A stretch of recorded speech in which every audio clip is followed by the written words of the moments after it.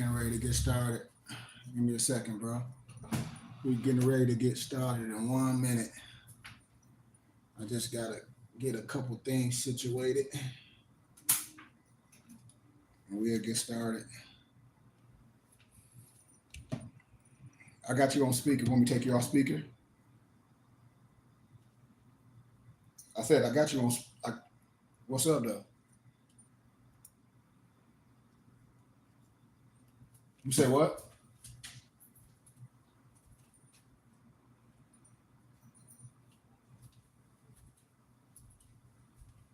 You say what now?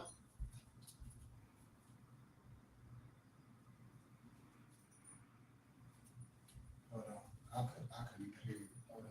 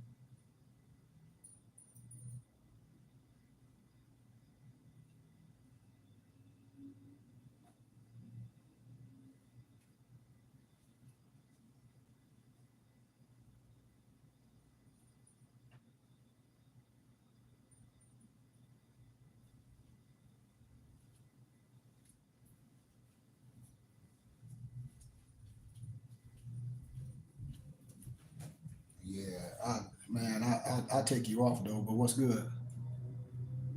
It's 3:06.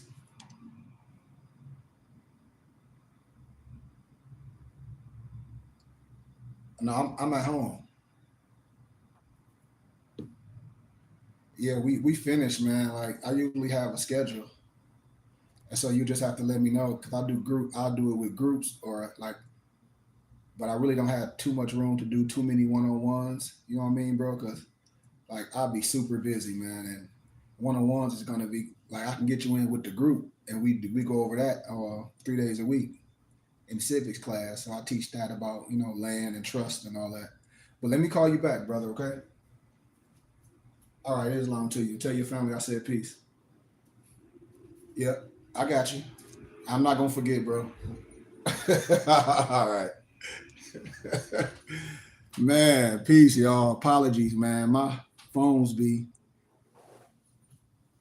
going off, man. I got two phones. I have to, yeah, man. Just been a productive day.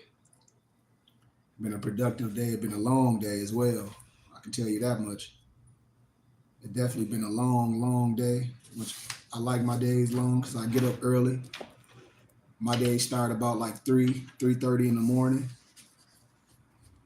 I usually finish my worldly work around, I say noon, but I also get my workout in every morning. I have a group of brothers that I teach civics to, show them how to get things in line, show them how to get their lives in line, along with my tribe and along with the youth that I mentor out here in Arizona to help them read and learn. Because I'm a behavioral health therapist too. And I love to see children learn and I love to see children get excited of learning. That's like one of the things that give me so much joy. Apologies, y'all. But okay, I got you, bro. Yeah, I got you. Yeah, I got you. But yeah, man, it's a beautiful day to be in the land of the living. I'm gonna always do this. I'm putting out so much content right now because, like I told one of my brothers, I'm gonna be done doing this. Everything is gonna be on our web pages as I start to get busy. Once the season changed, the wintertime, I really travel a lot. I got a lot of different podcasts that I'm gonna be on, and I got a lot of big things that's ahead in the fall, I used to tell all my melanated brothers and sisters, create your podcast.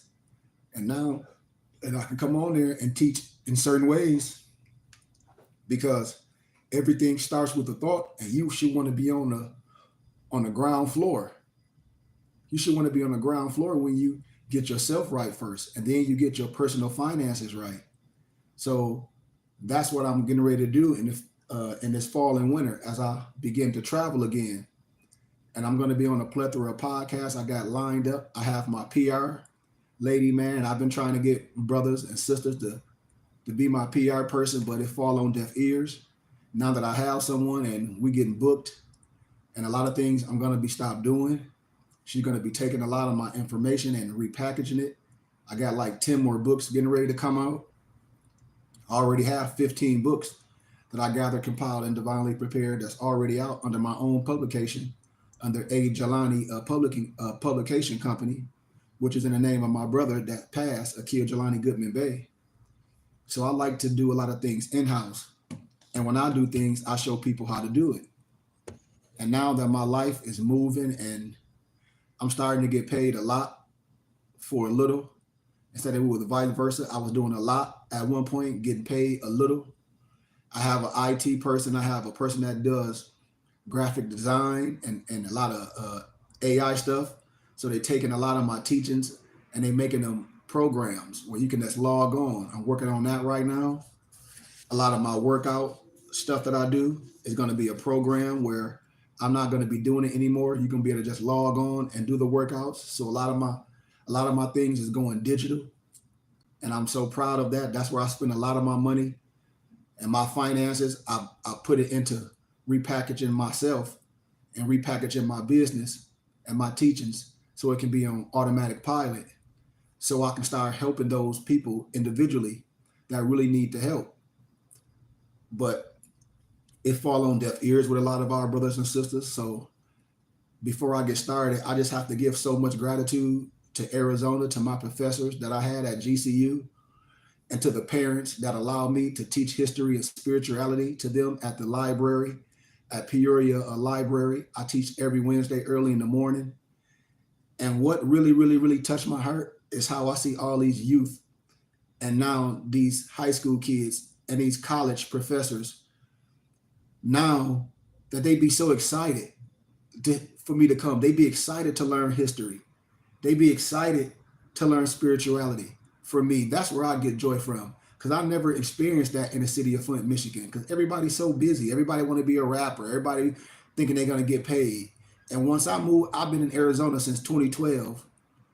And when I donate my time, my charitable time, when I go to the libraries, I started off only tutoring 6 kids. Then we went to 16 elementary kids. Now we have over 40 elementary kids, high school kids, and college kids that come and learn history and science. And then they be sharing it on live. So that's where I get the joy. I get all these youth and these young people was like, man, I wish you was my dad. And I say, no, I'm your teacher. I can fill that role. They was like, well, all this stuff you should be a college professor. And I say, no, I shouldn't be a college professor. I'm creating my own thing. I don't want to be a college professor, because when you're a college professor, they have a thing called the reading list, and they have a thing called program learning, and you have to sign a contract, and the contract is contingent on you teaching specifically how they want you to teach. I would have been fired because I have so many students after class and in my own studies that'll be packed way more than the classes. And that's what happens at the universities when I lecture on Wednesdays. I have way more students in my classes than the professors. So many kids will be struggling in college in history, science, and civics, how to write in an APA format. And when they get with me, they pass.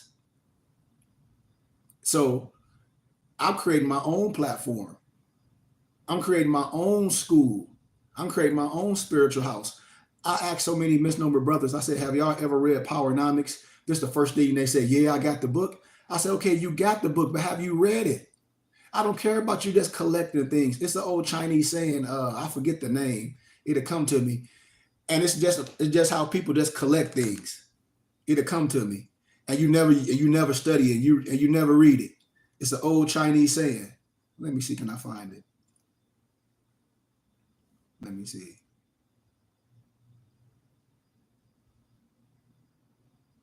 Let's see.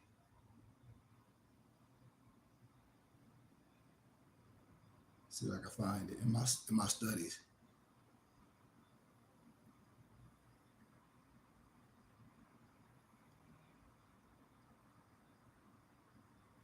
Let's see. Man, it's right on the tip of my tongue. And that's what a lot of people do. Sudoku. That's the word. Sudoku. Tsundoku. That's the art of buying books and never read them. That's what a lot of these. This is what a lot of these Negroes do. Sudoku. If I might be pronunciating it wrong, but I think I'm pronunciating it right. Sudoku or Sudoku. Tsundoku. That's a phrase that you have the habit of picking up books, which you never quite get around to studying or reading, because most brothers don't have the aptitude or the application. The average Negro attention span is only for 20 or 30 minutes. After that, they turn to ADHD, but they can watch a basketball game for 2 hours. They can watch Love and Hip Hop. They can binge watch Power and all that. And this is no slander to my brothers and sisters, but I know the aptitude of misnomer Black people. I don't care about nobody of nationality. They say, well, it ain't just us. Well, I'm not talking about nobody. I'm talking about my brothers and my sisters and their aptitude and their application of applying what you have learned, which none of us do. And so when I talk about Claude Anderson, when I talk about Powernomics, he have a chapter in Powernomics where he's specifically talking about the power of the church and what we're supposed to own in our community. All we own is our churches, and our church is supposed to be the schools because all the educators in there. Our spirituality, we're supposed to control it. But you got so many of these ignorant brothers that you see on the internet talk about, oh, I deal with my ancestors. Oh, I said, well, so you don't know your ancestors is biblical? You can't, the Asiatic man, our prophet teach us, and I teach us, we are the only people, the misnomer Black man, that can trace themselves through all the history books, including the Bible, because the Bible is a history book. It's a history book of a particular family. When I show you this historically, I've lectured on college campuses, but my people are lost due to a lack of knowledge. When I tell Moors, I said, we're from the tribe of Judah, lineage of David by blood. Oh, for real? What do you mean for real? What are you studying? Because we damn sure ain't no sovereign citizens. They don't even study the Moorish Quran. I said, you never studied Joe holy book, which is the Moorish Quran? In Matthew chapter 1:1, it says, this is the genealogy of Yahshua the Messiah. This is the genealogy of Yahshua the Messiah. You never researched that? And it goes all the way down. You never took the time to research that. When it says the genealogy of Yahshua the Messiah, or misnomer Jesus Christ. This is the genealogy of Jesus, the Messiah, the son of David. In more science, we are from the tribe of Judah, lineage of David by blood. So how can any more get their retarded self on this internet and diss the biblical scriptures? Asinine.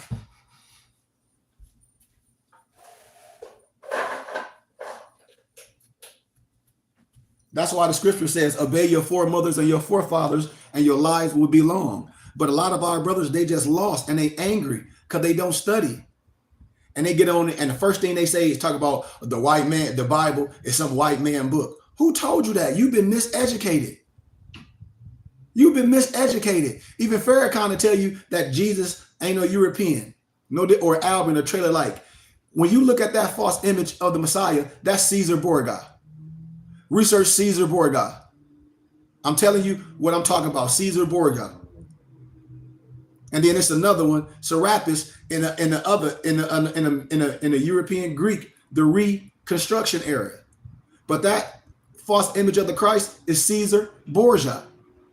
And it's no disrespect. Because see, we've been programmed. We've been programmed to not be educated.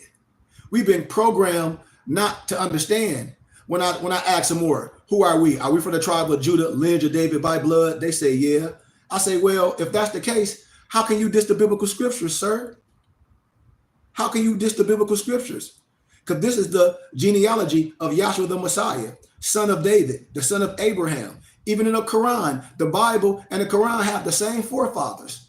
So I showed y'all these religious people, these Christians and these Islam Muslims, they is off they rockers. And I already synchronized the Bible and the Quran a plethora of time. How? Because Negroes' language is off. And they don't understand mathematics. They're off. They don't understand nothing that I'm saying. Everything is programmed.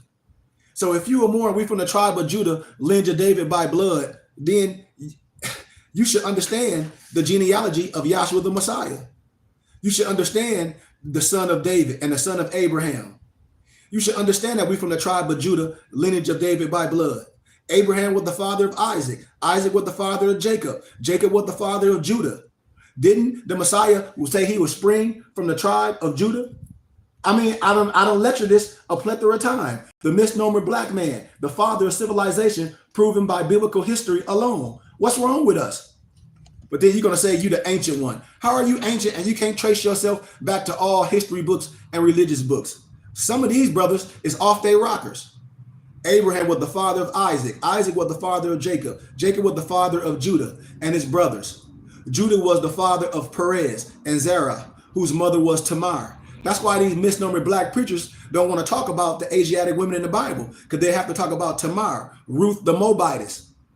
They don't want to give the empresses the credit. Perez, the father of Hezron. Hezron, the father of Ram. Ram, the father of Aminadab.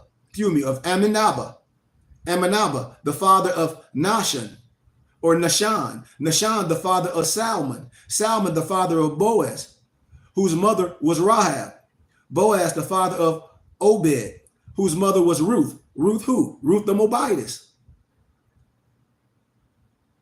Obed, the father of Jesse, and Jesse, the father of King David. David was the father of Solomon, whose mother had been Uriah's wife. Solomon, the father of Rehoboam. Rehoboam, the father of Abijah, the father of Asa. Asa, the father of Jehoshaphat. Jehoshaphat, the father of Joram. Joram, the father of Uzziah. Uzziah, the father of Jotham. Jotham, the father of Asa. Asa, the father of Hezekiah. Hezekiah, the father of Manasseh. Manasseh, the father of Ammon. Ammon, the father of Josiah.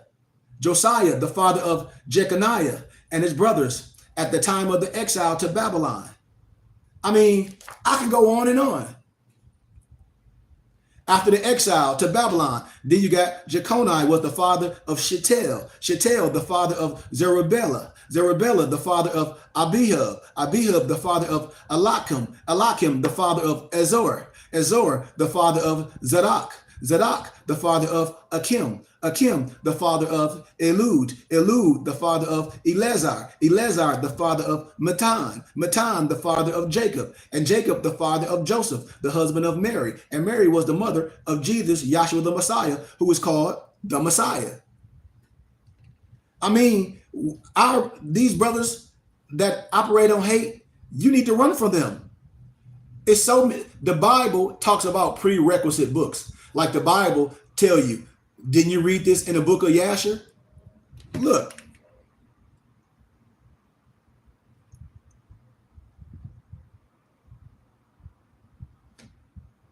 I'll give a couple.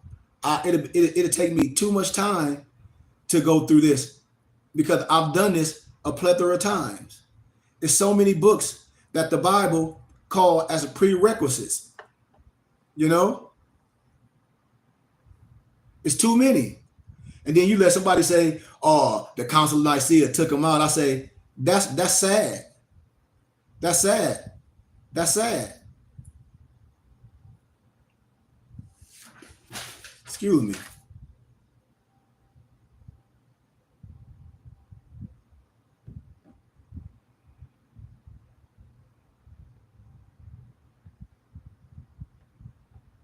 It's almost like if I give you a puzzle and I tell you it's 100 pieces to the puzzle, but then I only give you, say, 30 pieces to the puzzle.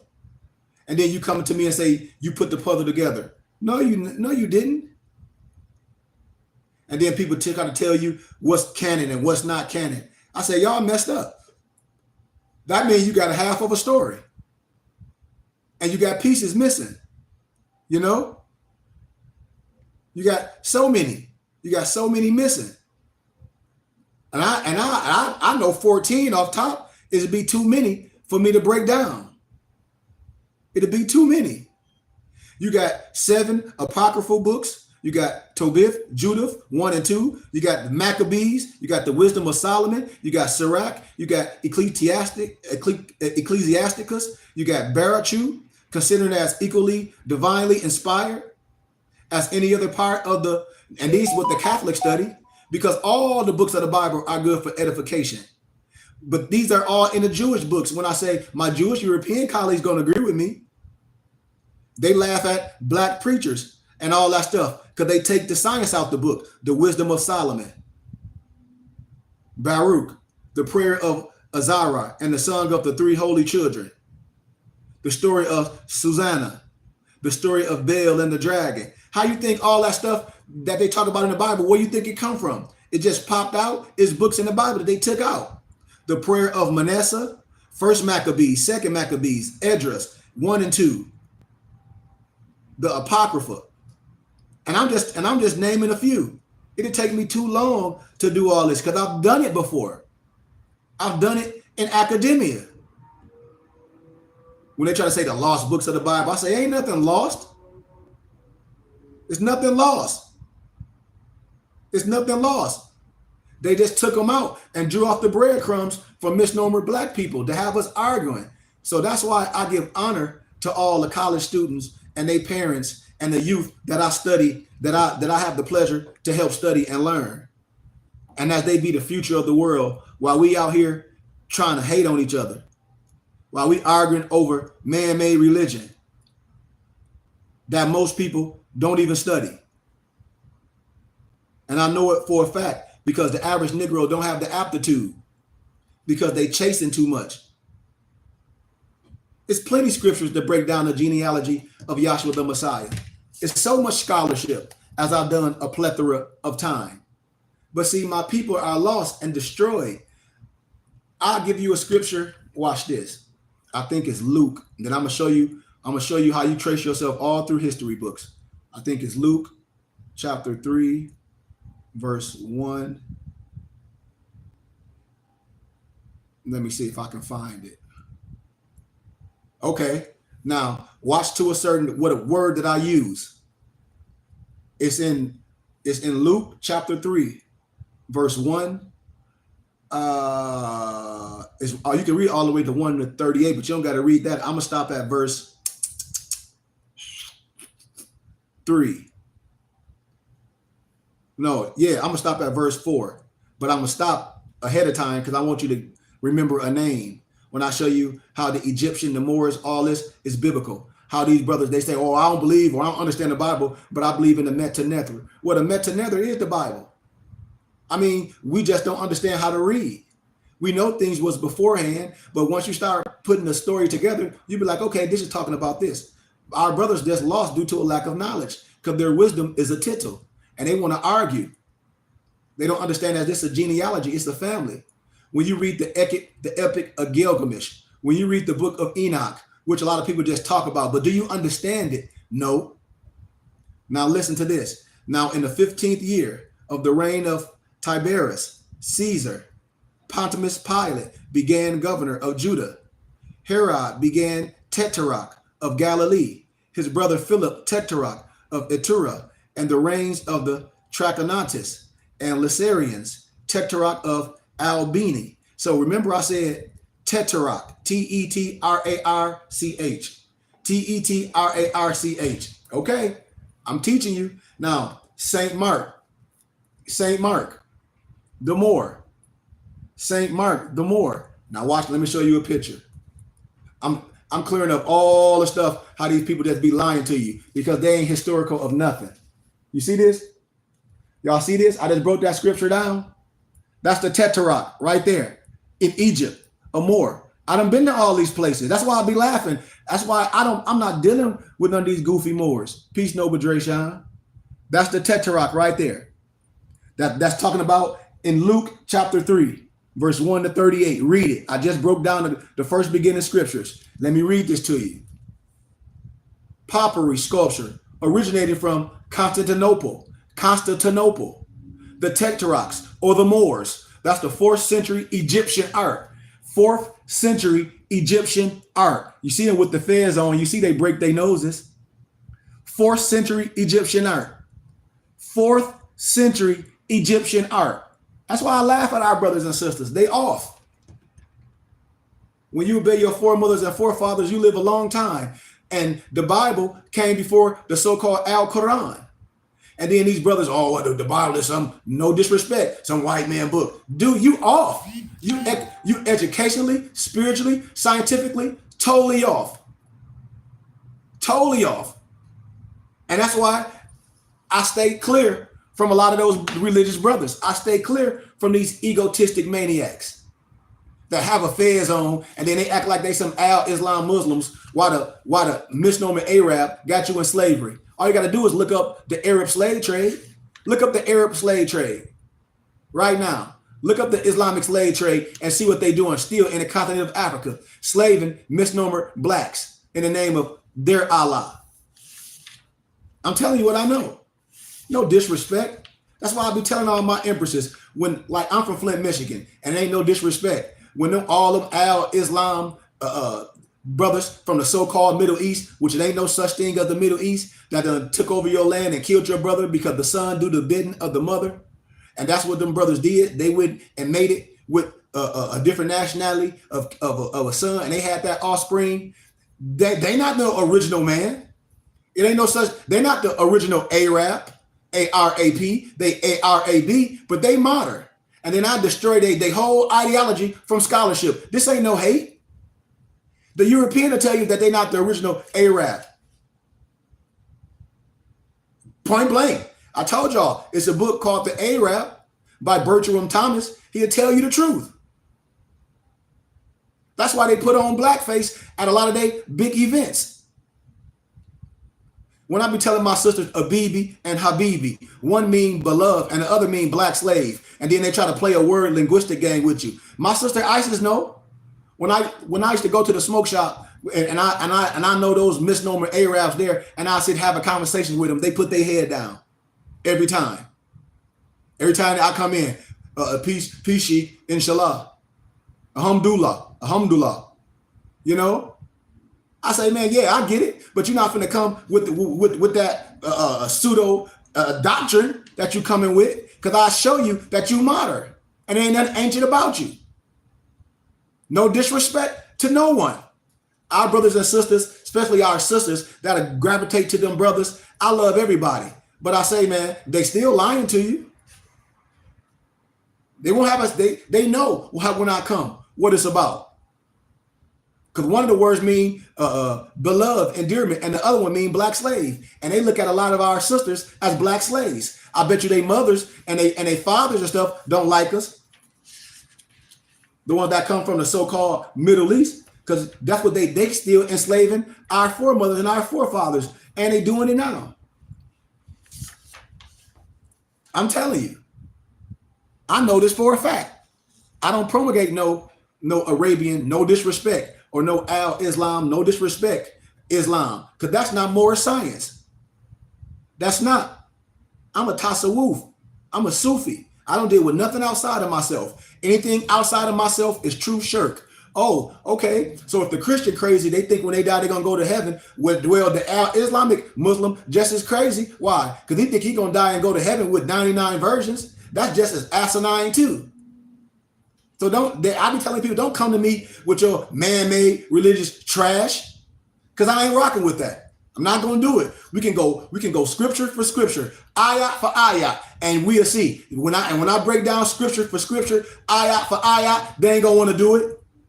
When I synchronize the Bible and the Quran, I show them that they mathematical equation off. They're going to jump out the place before I even begin my dissertation, because they're going to already research me before I come. Their imam going to reach me before I come. And they're going to already tell them, don't even do it. Because I know every brother that's under Al Islam and Christianity, they're limited and they only recite things.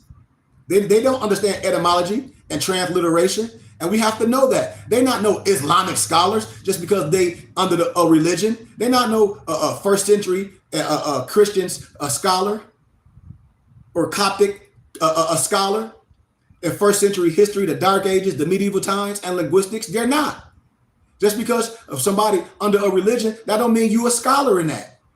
I do peer-reviewed scholarly research. I don't care about a man-made religion, but I bet you they won't come on here with that made-up stuff because I jump right in the Al-Quran and show them what the stuff that they doing is for the slave, and I connect myself to God. I show y'all all those ayats. I show you that in the Quran, I don't have a problem with 5 people doing their 5 prayers, but this is not orthodox. I don't prostrate. The Al-Salat is done standing up. All you got to do is ask them. The Al-Salat is standing up, but they won't tell you. I connect myself to God. I stand up and arise. And I already done synchronized the Bible and the Quran. I already done it in one of my lectures. The monotheism, conflict, confused. Resolved. The monotheism, conflict, resolved. I already did that. I did that a plethora of times and destroyed it. Hold on one second.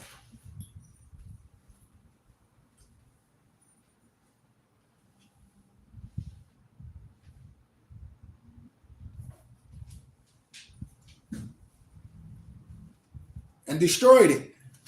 And I told y'all people be playing with y'all lies because they think misnomer black people stupid. Just like Kyrie Irving. Remember? He was a Hebrew Israelite. Oh, we the Hebrew Israelites. We the Hebrew Israelites. Doing the COVID stuff. All that. We the Hebrew Israelites. And now he a practicing Al-Islam Muslim. He doing Ramadan. I said these people is off their rockers. And don't know that they the same people. Because they not a scholar in these teachings. They don't understand the science. I'm gonna break some science down and I'm gonna continue to teach and get to the point. I told y'all the symbol, the circle 7, the result of successful work with the previous symbols. Every scholar and adept know this. Every scholar and adept know what I'm talking about. I don't hide nothing. There's nothing secret with me. It's sacred. And then I challenge you to prove me wrong because you can't. Because if you believe the European gonna come and sit right next to me like, why are you arguing with this brother? What's your problem? Oh, because you following somebody that you like. The same way we do with politics. It's nothing but a popularity contest. You're not dealing with people based on their wisdom. You're dealing with people that you like. Because I'm not gonna say everything you like. I can care less. You ain't got to like me. You should want somebody that's gonna teach you the truth for you can succeed in life. This ain't got nothing to do with nobody liking me. That's why I don't have a whole bunch of male friends. I don't need no whole bunch of men liking me.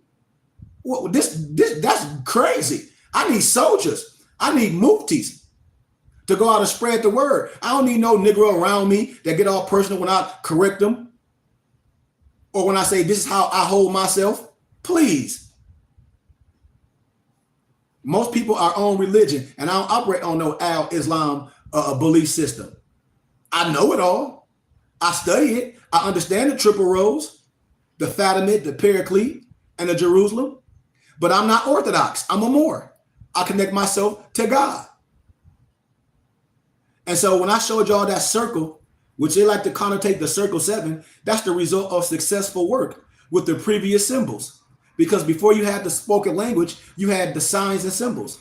Remember, the archetypal perfected man, that's divinity within matter.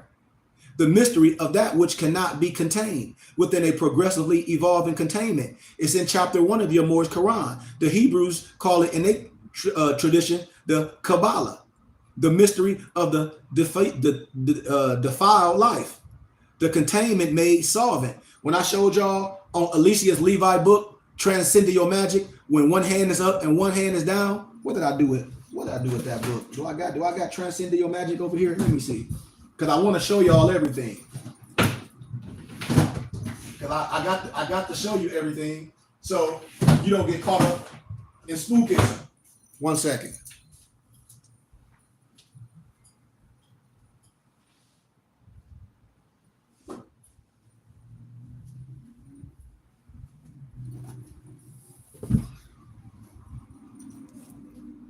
This is Alicia's Levi. It's called Transcendental Magic. Remember last week when I was lecturing, when I was talking about the Baphomet written Kabbalistically, is Temp, Hobbes, Abs, Abba, Father of David, Universal Science. This is nothing scary. All animal figures are nothing but pious hieroglyphs. But we let those Negroes that want to be internet sensations that come with all that goofy stuff because they not adapts and they don't understand the Gnostic scriptures and they only speaking in generalities. When I talk about your hippocampus, when I talk about your ram's horn, when I connect everything on the outside to the inside, I'm not playing no game with nobody. This is nothing scary, but you think it's scary because you're not connected to the signs and symbols. You see the double snake facing each other. Same thing in the medical field because our brothers don't understand scholarship. And you see one hand up and one hand down, just like on the C. Freeman L chart that I demonstrated. The C. Freeman L chart, you see the man with one hand up and one hand down. That's called the ego, the Solvet Kolga, the SOLVEETCOAGULA, so that the rays of light they breathe of Allah may germinate the seed buried within the grave of the ego, once again, which is the seven. And in the DAP class this Sunday, I'm going to deal with the seven serpents, the seven signs. I'm going to deal with that this Sunday because I teach in circles. I already taught it a plethora of times, but I wanted to stick for you can have the power before you move on dealing with your finances and dealing with your money. So you remove the ego of hate and color spectrum. But a lot of these brothers, these religious brothers, especially these goofy Moors, they ain't dealing with the world because they too prejudiced. And they dealing with speculation. And I don't deal with speculation. I deal with all man. I synchronize these teachings. So then when I show you that the divine pluralism within monotheism, the Christian Trinity, the Islamic monotheism, the conflict resolved. This is very simple. This is elementary. Watch this. I give you the gospel in John 3:16. And then I'm going to give you Surah 1:12 and 1 and 4. They the same thing. John 3:16, for God so loved the world that he gave his only begotten son, that whosoever believed in him shall not perish, but have everlasting life. Then I get in the surah, say he, Allah is one, he begots not, nor is he begotten, and there is none like him. Same source, same science. And the source of the conflict lies in the confusion of a microcosmic aspect of the one true reality. What? God, the Son, and its most recognized personal manifestation, Jesus, Yahshua the Messiah in the flesh. The divine pluralism within monotheism, the Christian Trinity, the Islamic monotheism, conflict resolved. This is very elementary once again. Identity property of addition states that the sum of zero and any number of variable is the number of the variable itself. What am I saying? 1 + 1 + 1 equals what? 3. Okay, but what am I saying? What am I saying? That's indicative of linear. It's only indicative of one science, the finite thinking. Call this the what? The intellect and the intuition to clash. You don't want your intellect and your intuition to clash. You want them to work hand in hand. You want your pendulum to swing the same way to the left as it does to the right. You see? But when I deal with it again, the identity property of multiplication states that the product of one and any number, a variable, is that number or variable itself, or 1 × 1 × 1 equals what? 1, aka pi. Indicative of the true Islamic thought, the infinite, and the infinite, it satisfies both the intellect and the intuition. See, these is facts. I'm not out here operating on no Al-Islam or no Negro Christianity or a whole bunch of black this and black this. I'm not dealing with that. I don't have time. I'm not going to argue with nobody. They get on my page with all that man-made goofy religion, and the only thing them brothers read is a Bible, and they don't understand linguistics. They don't understand none of the word science. They don't understand how the Bible, how the word is written in analogy, parable, and symbology. I'm not finna waste my time with a brother or a sister. And I teach teachers the divine pluralism within monotheism, the Christian Trinity, the Islamic monotheism, conflict resolved. We got to know that 1, 3, 7, and 10 are aspects of a God, man, God and man. Remember, I'll give you a surah 2 and 30 and 34. Fact check me. Behold, thy Lord said to the angels, I will create Khalifa in the earth. They said, will thou place therein one who will cause mischief and the shedding of blood, while we do celebrate thy praises and glorify thy name? He said, I know what you know not. That's Surah al-Bukhari, chapter 2, verse 30 to 34. So when I break this science down, the biblical term only begotten son and the Quranic term Khalifa are identical. If they sit up here and say it's not, they lying, ain't no truth in you. Because they're trying to convert you to something. And you can't convert no God man. What I'm going to convert you to? A transformer? I'm resurrecting you. I'm restoring you back to your original state before you've been tampered with. I don't operate with nothing outside of myself. Anything outside of myself is true shirk. See, they ain't going to tell you these words. Anything outside of yourself is true shirk. Because the closest place to find God or Allah is in your heart. I don't operate on no man to tell you turn to the east. I'm not lost, boy. I'm not lost. I'm not lost.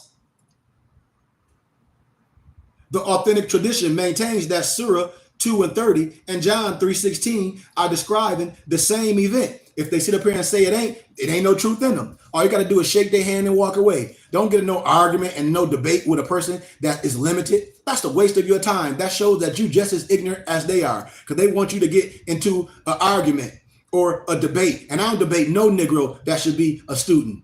I ain't finna waste my time debating no one that know they should be a student.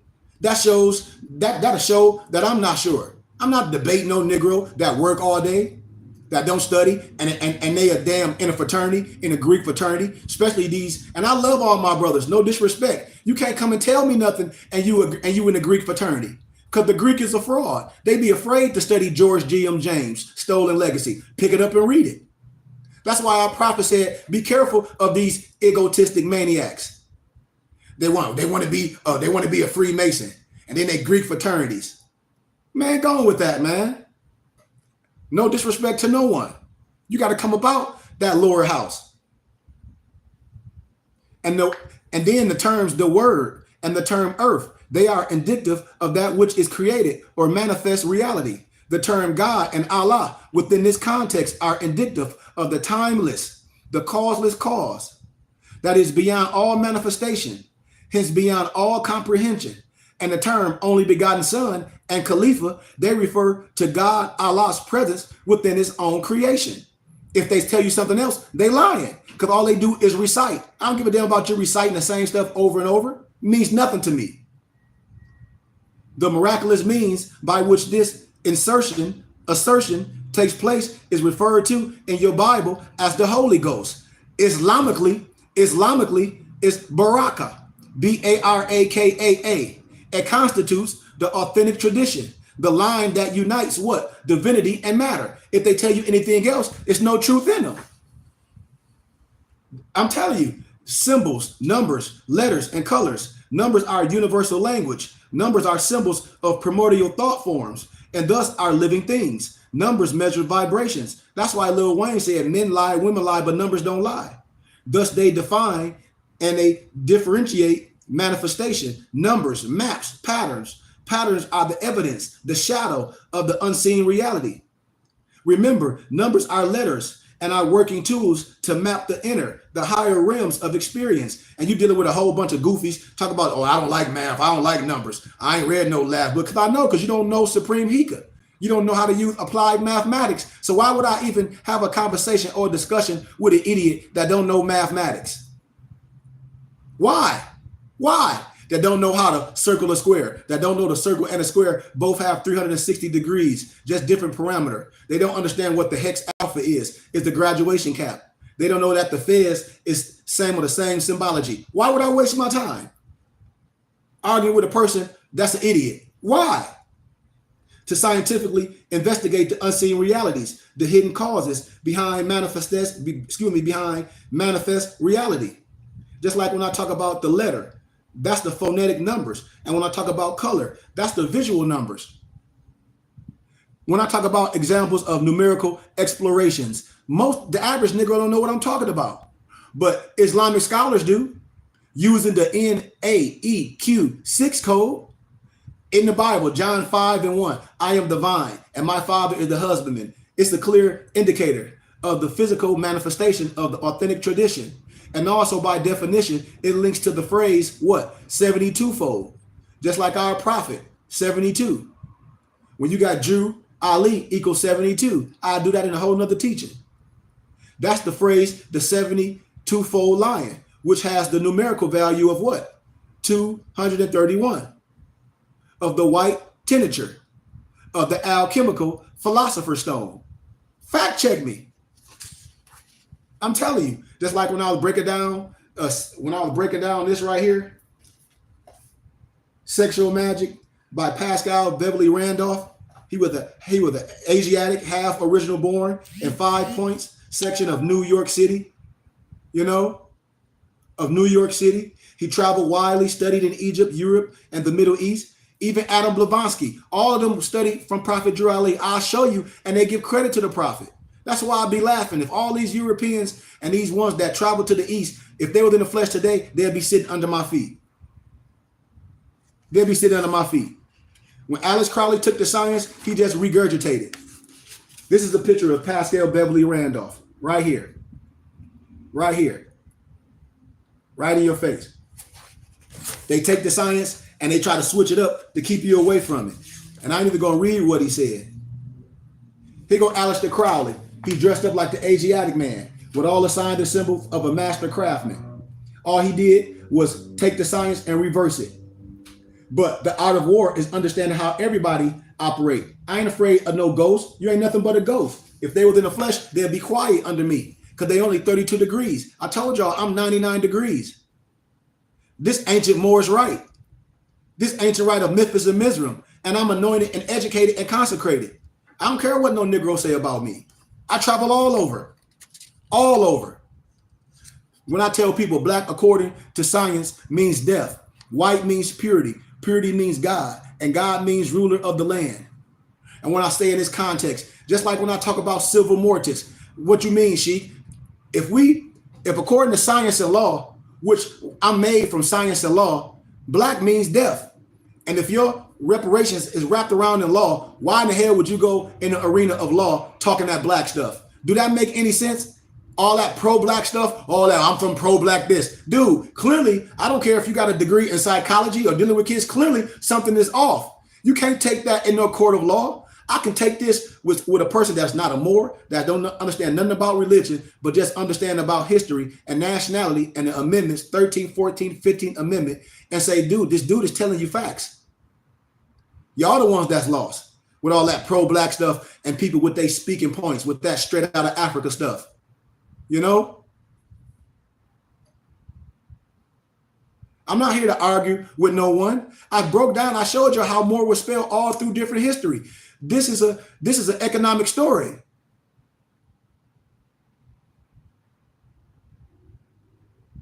I'm not here to argue with nobody. I'm here to bring us together. My people are lost due to a lack of knowledge because we refuse to learn. Man, you can go to the Netherlands and look up the Corsica flag. When I teach you about sorority piety in the Netherlands, when I teach you about Santa Claus, this is nothing made up that I'm telling you.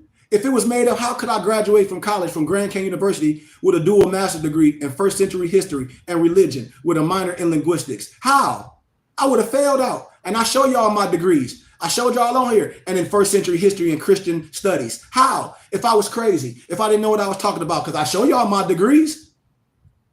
The same way I'm talking, I did my oral dissertation at Grand Canyon University. You can hear a pin drop. And then I went in the African-American departments and opened them up and said that it wasn't no such thing as no Willie Lynch letter. Black wasn't used to describe ethnicity in the first century. And if you were linguistic, the way they spelling things is totally off. I showed y'all that the roots is plagiarized. Alex Haley plagiarized that from a European named Harold Colander. It's a book called The African. I told y'all. And then all the pro-black people, when they talking about some Kwanzaa, I showed y'all who Ron Karenga was, how he tortured Asiatic women and all that, and where he got that sign from. These brothers not authentic. When they come around me, they sit on their hands. And I show you how the lower misnomer Black Mason is dead. Put dead in front of everything you call black. They took an oath. And the European is not the joke of masonry, because the European will tell you that he or she is the son of a Muslim. The Negro will tell you that he's some stupid widow son. Fact check me. And then I'm transparent. I tell y'all all my affiliations. I tell y'all I'm part of the Philosophical Research Society.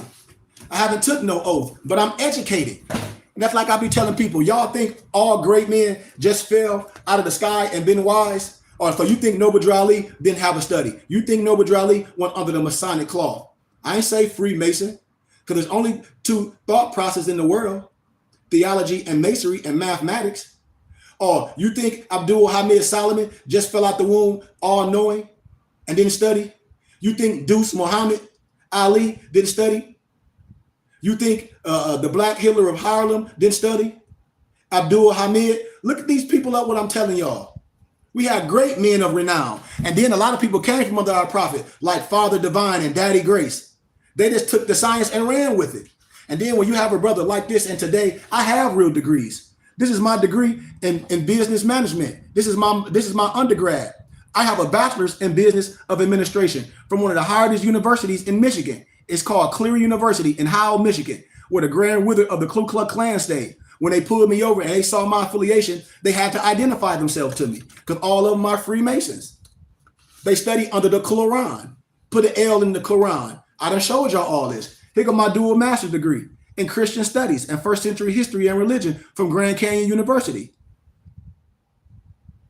And this don't make me valid. I have my adapt science as a sheik from the Moorish Science Temple of America. I'm not here to argue with nobody. I'm not here to do a whole bunch of TikTok stupid videos and do all that and operate as some sovereign citizen, which is an oxymoron. You can't be no sovereign and no citizen at the same time. You're not no foreign national. All that stuff is fugazi. Nobody over here in the States is no damn Moroccan general or no consulate general. Them Negroes in jail. Black, according to science, mean death. Mathematically speaking, black equals death, and death is no enemy of man. It's a friend who, when the work of life is done, it just cuts the cord that blinds the human boat to earth, that it may sail on smoother seas. And I'm not even going to go on and on with it because I done did this a plethora of times. It just tickles me that a lot of our brothers and sisters let these old people on the internet, and I'm calling them old with missing teeth, talk all that crap, and then they'll tell you, no, your freedom is you. After you done lied to people and tell all these people to file some stupid paperwork and tell them to write some provost marshal as they done got walked out their jobs because certain states you got the right to work, and doing all that, filing all that fake paperwork, having a paper trail, and got these brothers looked at as militia, as some sovereign citizen, and they sitting in jail next to the European. I tell you all their names. And I wish one of them goofy Negroes would jump on my page. A lot of them Negroes ran to China. I know this for a fact. I've been doing this too long. And I lecture in the universities. So I don't have no problem with speaking how I speak. Never have, never will. I don't give a damn about no Negro or no woman on the internet. But I can tell you all of them that lost their kids and the social workers took them. I can tell you how some of those people that people call their grand sheik had them people stop paying their bills and then lost their homes, and they was using a generator in a local neighborhood, and the feds came and shut that down. I'm telling you what I know. And they in the poorhouse, or they lived in the YMCA, and they done messed their lives up forever. And they looked at a domestic terrorist, foreign and abroad. I'll show y'all the domestic terrorist list and all of them on there with their real names. And all my muftis and all my students know it because I share every year. I show them the domestic terrorist list every year. I get it. Every year I show them the domestic terrorist list and all those fascist groups on it. And these Negroes talk about they done claim their nationality with somebody you met on the internet. That is the most asininest thing. Only thing you did is pay for some cosmetics. Somebody went on a ID print company or got an ID machine and made you some stuff that don't mean nothing. And then you happy because you can go to the airport and say, look, I got my ticket with this. So that ain't nothing. You can get a ticket with a damn college ID. You can get your plane ticket with a damn church membership ID if they allow you. I mean, what are we talking about? They talk about poo diddly, but our people that are lost due to the lack of knowledge, because we're from the tribe of Judah, lineage of David by blood. So how can a Negro be dissing the scriptures? I'll wait. And then I know that none of them study their Moorish Quran, because if they did, they wouldn't be talking asinine as they do. I know they don't study the Silent Brotherhood of the East, because this is what a goofy sheik could say, oh, that's a Adapt Wisdom book. That ain't no damn Adapt Wisdom book. And if it is a Adapt Wisdom, you don't want all your muftis and your students to be Adapt thinkers? That's the crazy asinine. You don't share the Quranic study guide, the catechism, the understanding the Quran, the SO workbook, the Discover Key questionnaires, all those manuals. And then I show y'all yesterday all the books that's conscribed in the Moorish Quran, the Brahmin text, the Avidas, Unto Thee I Grant, the Moorish Akashic records, all those ancient manuscripts, the Atlantis of Latter Days, all those books that the prophet told y'all he gathered and compiled. Where do you think the prophet got all that science to create the Moorish Science Temple of America? Are we that retarded? Are we that retarded? And Eliseus Levi, that wrote the Aquarian Gospels, he wasn't nothing but a transcriber. That's why I be laughing at our brothers and sisters. That's why I be laughing. I like, dude, our people lost due to a lack of knowledge. So I'm going to deal with a little history as I broke down in scholarship, because most of our brothers are not scholastically educated. And if they say that they the ancient ones and they the educators of the world, why you can't go to the universities and graduate like I did? If you know business so great, well, go debate the professors. Go prove your point to them instead of just talking a whole bunch of regurgitated stuff to people you know that can't challenge you, because they know, you know, that they don't know nothing. But you can't come to me with that stuff, because I ain't going to deal with your arbitrary explanation of Pooh Diddley. When I break down the Declaration of Human Rights, Article 15, I ask the Negro that. Oh, I don't know. You an educator, you a scholar. Okay, but you say you a sheik. You don't know what the Declaration of Human Rights, Article 15 is? Everyone has the right of a nationality and a right to change it. No one will be arbitrarily denied of a nationality and a right to change it. And to claim a child replaces the birth certificate. You don't know the religious rights of the indigenous people? You don't know the House Joint Resolution 75? You don't know what the SF 181 form consists of? You don't know in 2012, all the mayors signed the proclamation and declaration saying from January 8th to the 12th, it was Moorish American Day? But you talk about you some goofy sovereign citizen? I'm an American. Land of the free, home of the brave. I don't want to go nowhere else. This is the only place a person can come from, a dictator country, a person that don't have nothing but the damn pants on their butt and a shirt on their back, and come here and be a doctor and lawyer and an average Negro on welfare, on Section 8, and want to tell me something about something? Man, go get your Section 8 self out of my face. The government clearly is your daddy because you on welfare. You don't want to pull yourself up by your bootstraps. We the original Jews. How you the original Jew and you on welfare? How you the original Jew and you ain't helping a sheik like myself, a royal priest like myself, that the European called Melchizedek, and I'm in Arizona? I'll show you all the Moors, even the women that's locked up right now and losing their life, following the internet stuff, filing fake paperwork. I know all their names. I'll be waiting for them to jump on my page, but they know not. They know not. You got time for that sovereign citizen stuff. You got 501c3 all the way to 10. I'm not noble. Like I say, I would teach this. Like I tell people, they say this when they listen to people on the internet, they say, oh, the 501c3 is the white man. Well, the Moorish Science Temple of America, I showed y'all the state booklet. We have tax exempt ID card. I showed y'all the 1010 ain't nothing but a religious affidavit. They've been lying to y'all forever. I showed y'all in the state booklet. And I showed everybody my Moorish ID. We got a travel ID, which is for the temple. That's it. We got a membership ID, which is for the temple. And we got a tax exempt ID, which is for the temple. That's it. You got 501c3 all the way to 501c10, period. But what do Negroes do? They make a whole bunch of stuff and say that the white man is, the white man is. Man, I ain't got time for that goofy stuff. I operate in the law. And if anybody operating outside the parameter of the law, you stateless, you an alien, undesirable, because they think they finna overthrow some government, and we all in the Constitution. But that's the first thing they want to say. Oh, the white man said it and the prophet said this. The prophet ain't say that. The Moorish Science Temple is set up a certain way. It's a religious scientific organization. It's a principality. It's a state. It's a school. I showed everybody this in the Moorish, in how the temple set up in the state booklet. I showed people this a plethora of time. That's why I be laughing. Man, the powers that be, the courthouses use the divine creed and our bylaws against every one of them Negroes. Against every one of them Negroes. Watch this.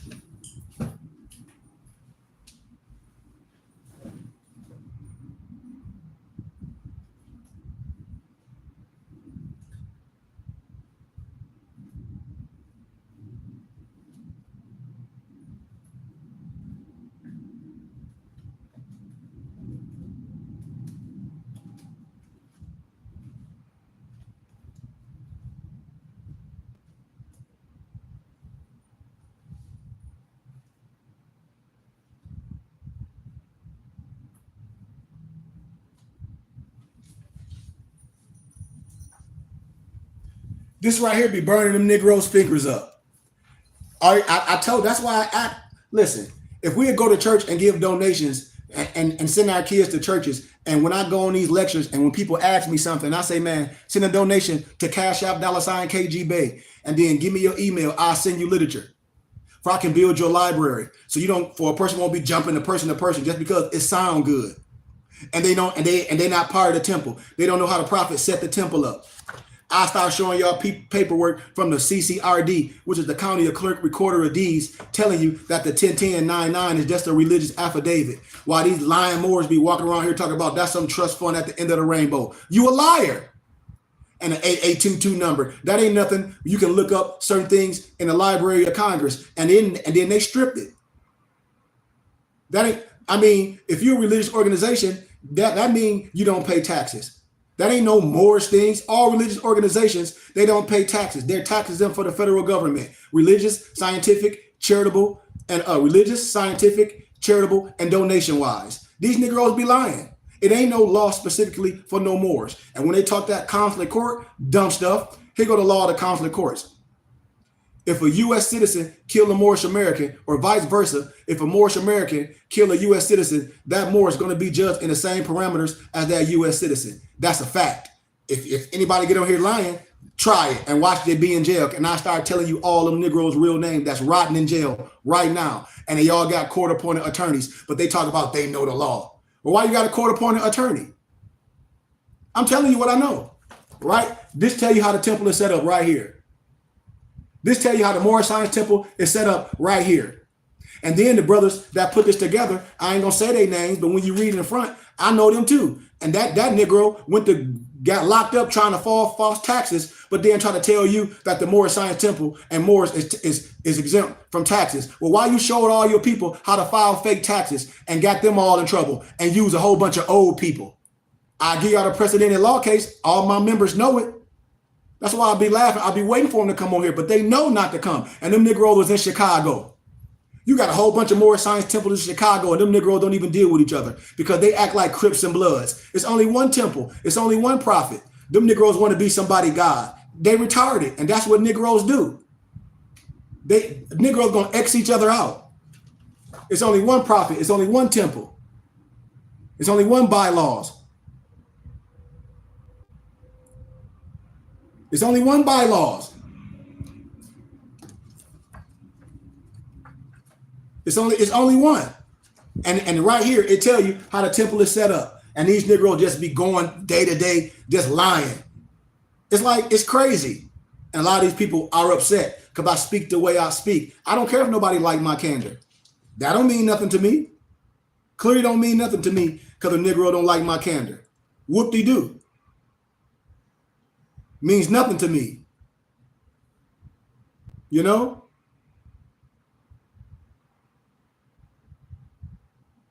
Means nothing to me. Just like when I talk about the divine warning, what our prophet said about Negroes flashing their ID. I'm just sending a message, brother, like, man, gratitude. He was like, man, one of our brothers is all messed up. He ain't my brother. He ain't my brother. Everybody that look like me and wear fez, you're not my brother. When you do stupid stuff, I'm not with that. I'm not with none of that stuff that these brothers be out here doing and using y'all as crash dummies. Our prophet warned them in our divine warning. He said, I hereby inform all members that they must end all radical agitating speeches while at work, in their homes or in the streets. We are for peace and not destruction. Stop flashing your cards at Europeans. It causes confusion. Remember, your card is for your salvation. We are for love, truth, peace, freedom, and justice. And when these principles are violated, justice must then take its course. Any member or group of members who hold malicious feelings toward the temple of the prophet or violate the divine covenant of the Moorish movement, the next thing you got to ask them is, what's the divine covenant? What's the divine covenant? They won't even read it. Of the Moorish movement will receive their reward from Allah for their unjust deeds. All true Moors will and must obey the law as laid down to them by their prophet. If they lose confidence in the prophet, they must turn in their card, buttons, cease wearing their turban and fez, and return to the state where I found you. This is a holy and divine movement. This is the holy and divine movement. They don't know the divine covenant. You think you can buy your freedom from someone? Huh? I told y'all the Moors don't have the aptitude. They think y'all stupid.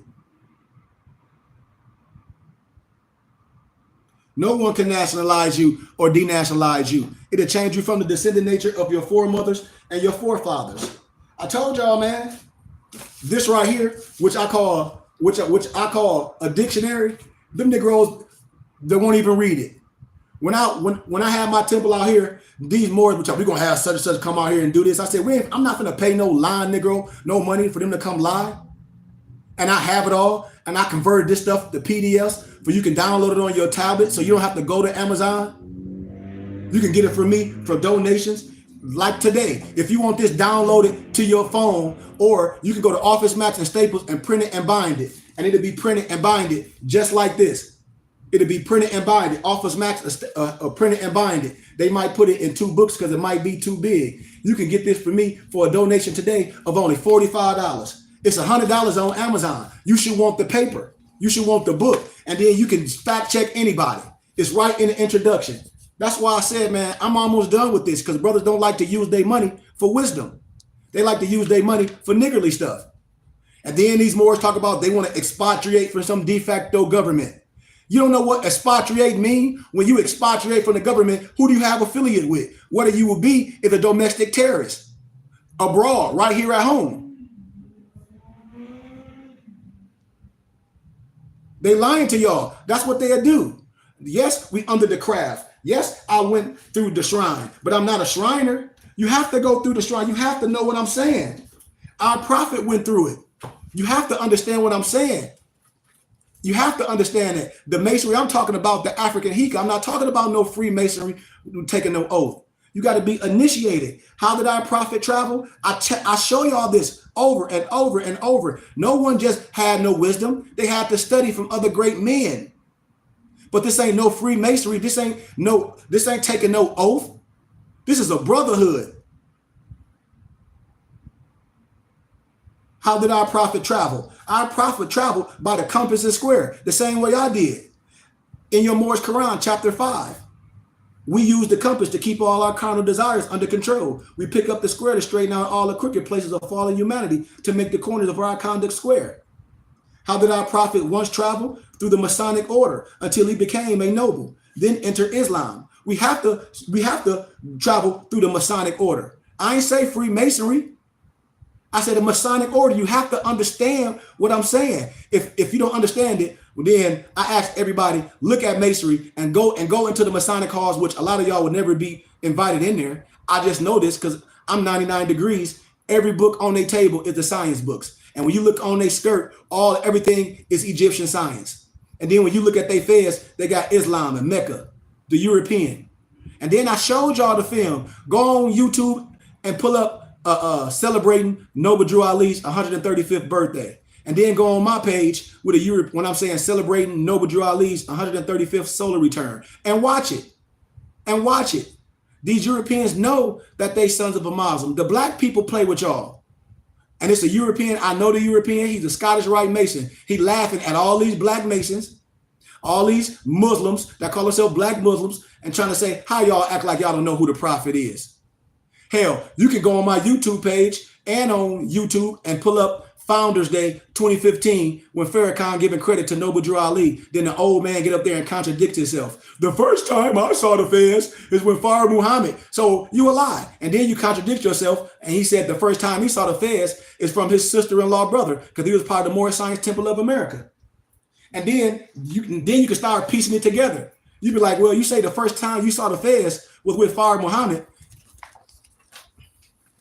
And that Fard Muhammad back here in the corner, the European back in the corner, right there. If they say this not the real Fard Muhammad that y'all see on movies and things, which I say, okay, I agree. That ain't the Fard Muhammad of David Ford. But I tell you what, I bet you this one back here in the corner on the right, I bet you can't deny that. And that's the David Ford that they talking about. That's the same person that the prophet put in charge of the temple when he went to jail.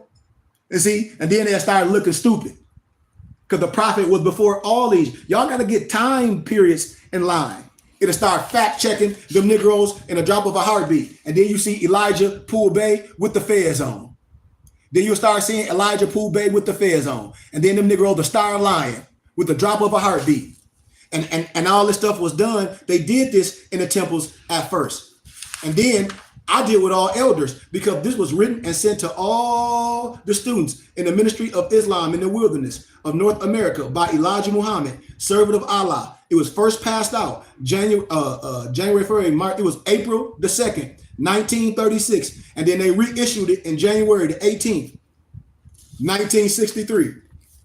And they lied to you. They know exactly who the prophet is. They know exactly who the prophet is. And no disrespect, if Farrakhan was sitting right next to me, I say, Farrakhan, you know you're a Freemason. I know what lodge you're a part of. I told y'all, I'm part of the Philosophical Research Society.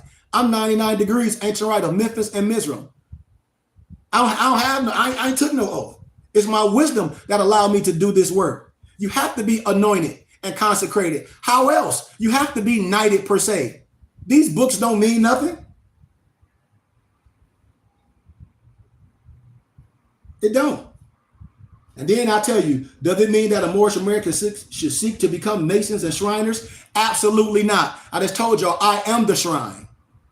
Our prophet was the shrine.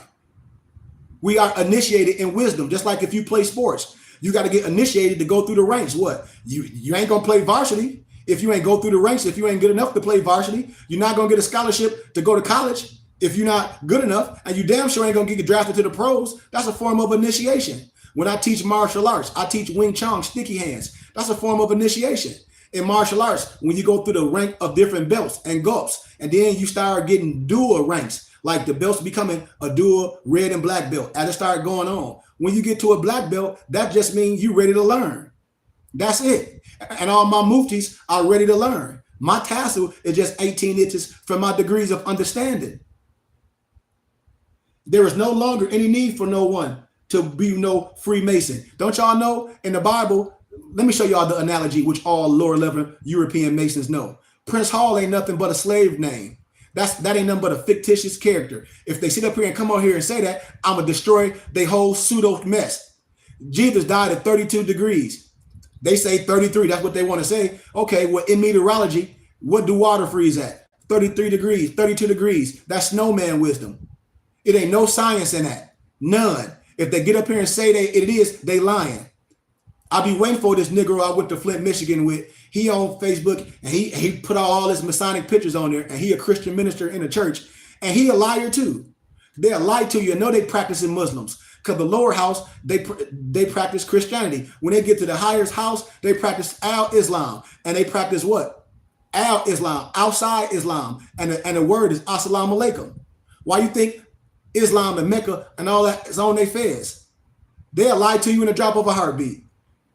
Ask them why they fez got pentagrams on it instead of circles. Ask them why they tassel is pinned down. Because they science and they wisdom don't flow freely.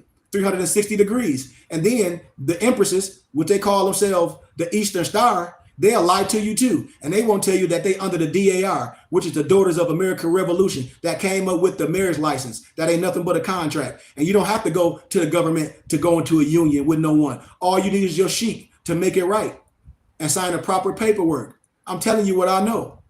Because you adopted your religious rights trump everything.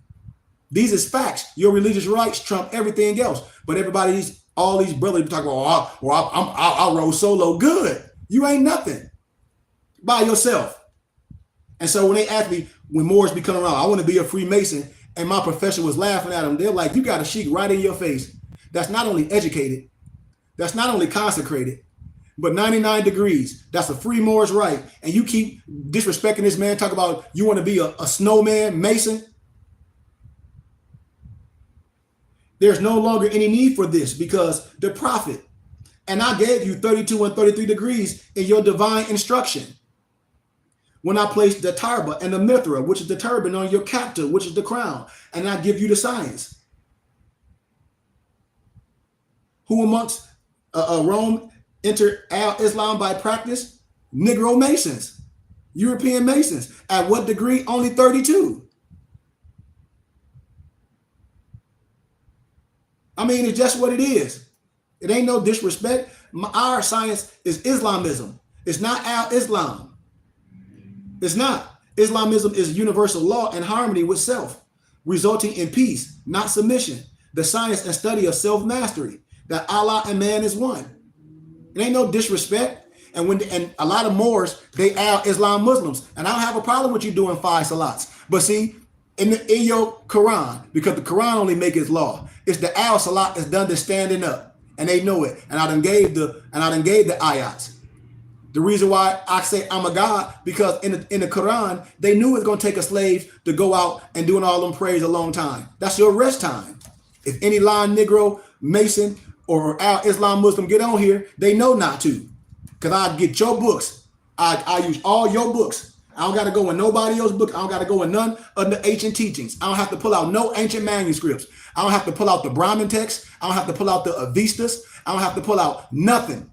The Bhagavad Gita, I don't have to pull out nothing. I don't have to pull out the Unto Thee I Grant. I don't have to pull out the Atlantis of the Latter Days, which the Mars Quran is consisted of. I don't have to pull out the Unto Thee I Grant to show you that you a liar. Point blank. They just be mad. And they don't understand what the feds represent. The feds represents high science. Why you think the Masons were the feds? All the signs and symbols belong to us. The same signs and symbols that the Mason used, they trick brothers in the streets with the gang banging. I'll show y'all the black pea stones. I'll show y'all this. Watch this. Hold on.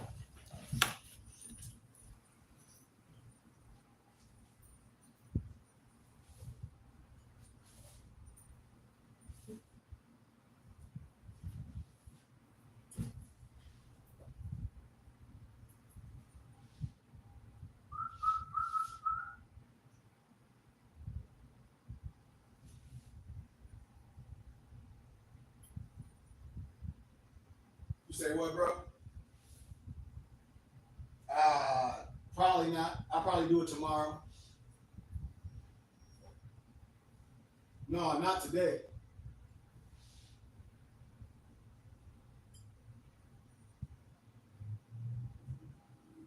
Probably another day. But I'll get with you. I said I'll let you know, bro. Like, no, I got so much going on, man. I ain't gonna have time to do it. Yeah, I think so, man. I got so much stuff everywhere. Let me see if I got it in here. Let's see if I got it in here for y'all, man. And I can show you some more history. Matter of fact, I'll do it tomorrow, man. It'll take me too long. To get all that documents out. I don't want to be too long because I gotta eat. So I'm gonna show y'all some stuff in history. I'll correspond with y'all. Like I said, man, I don't let nobody be just hitting me up, asking me a million questions, because that's what a lot of brothers be doing. They just want to ask me 15,000 questions. What about this? What about this? Without compensating me for my time. I ask people, if you don't feel comfortable giving a donation to my temple and school, which is Cash App $ KG Bay, I don't have time. No disrespect. Like I corresponded with a brother, no disrespect. If he's on here, I love you. But this brother be calling me every day out of the blue, just want me to answer questions, and I'm not doing that. When a Negro get in trouble, they'll give a retainer fee to an attorney, to a court-appointed attorney. So I'll be telling people, don't do me like that. I'm not here just to answer a whole bunch of people questions. What about this? Or what about this? Or what about this? Or what about this? Or what about this? If a person not willing to be a student, if a person not willing to compensate me for my time, because I have an expertise and I do this in real life. I teach law students at Grand Canyon. I teach history students. I teach students that do theology. You know, I say my email all the time. After every lecture, I give my email. If anybody on here that been following me for a while, I give my email every single time after I do these teachings. And when we have our systematic Sunday school, it's all respect to you, Noble. No disrespect. When we have Sunday school and adapt class, we have the publication going on at the bottom, because we have a temple and school page on YouTube. Our temple and school page on YouTube is Burning Bush Tabernacle Science Temple and School. Please subscribe to it on YouTube.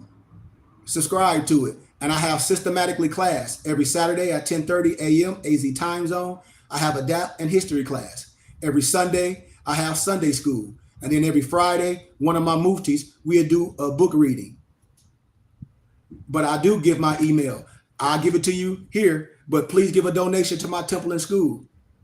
I don't care what it is. My email is Goodman, GOODMANKHARY @gmail.com. Hold on one second, man.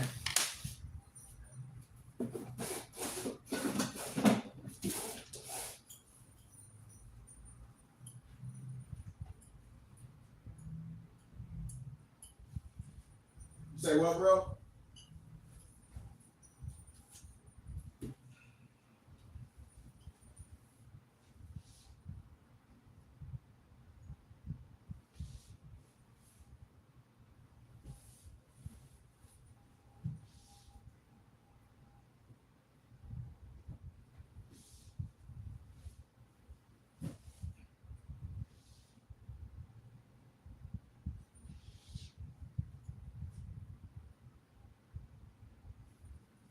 Okay.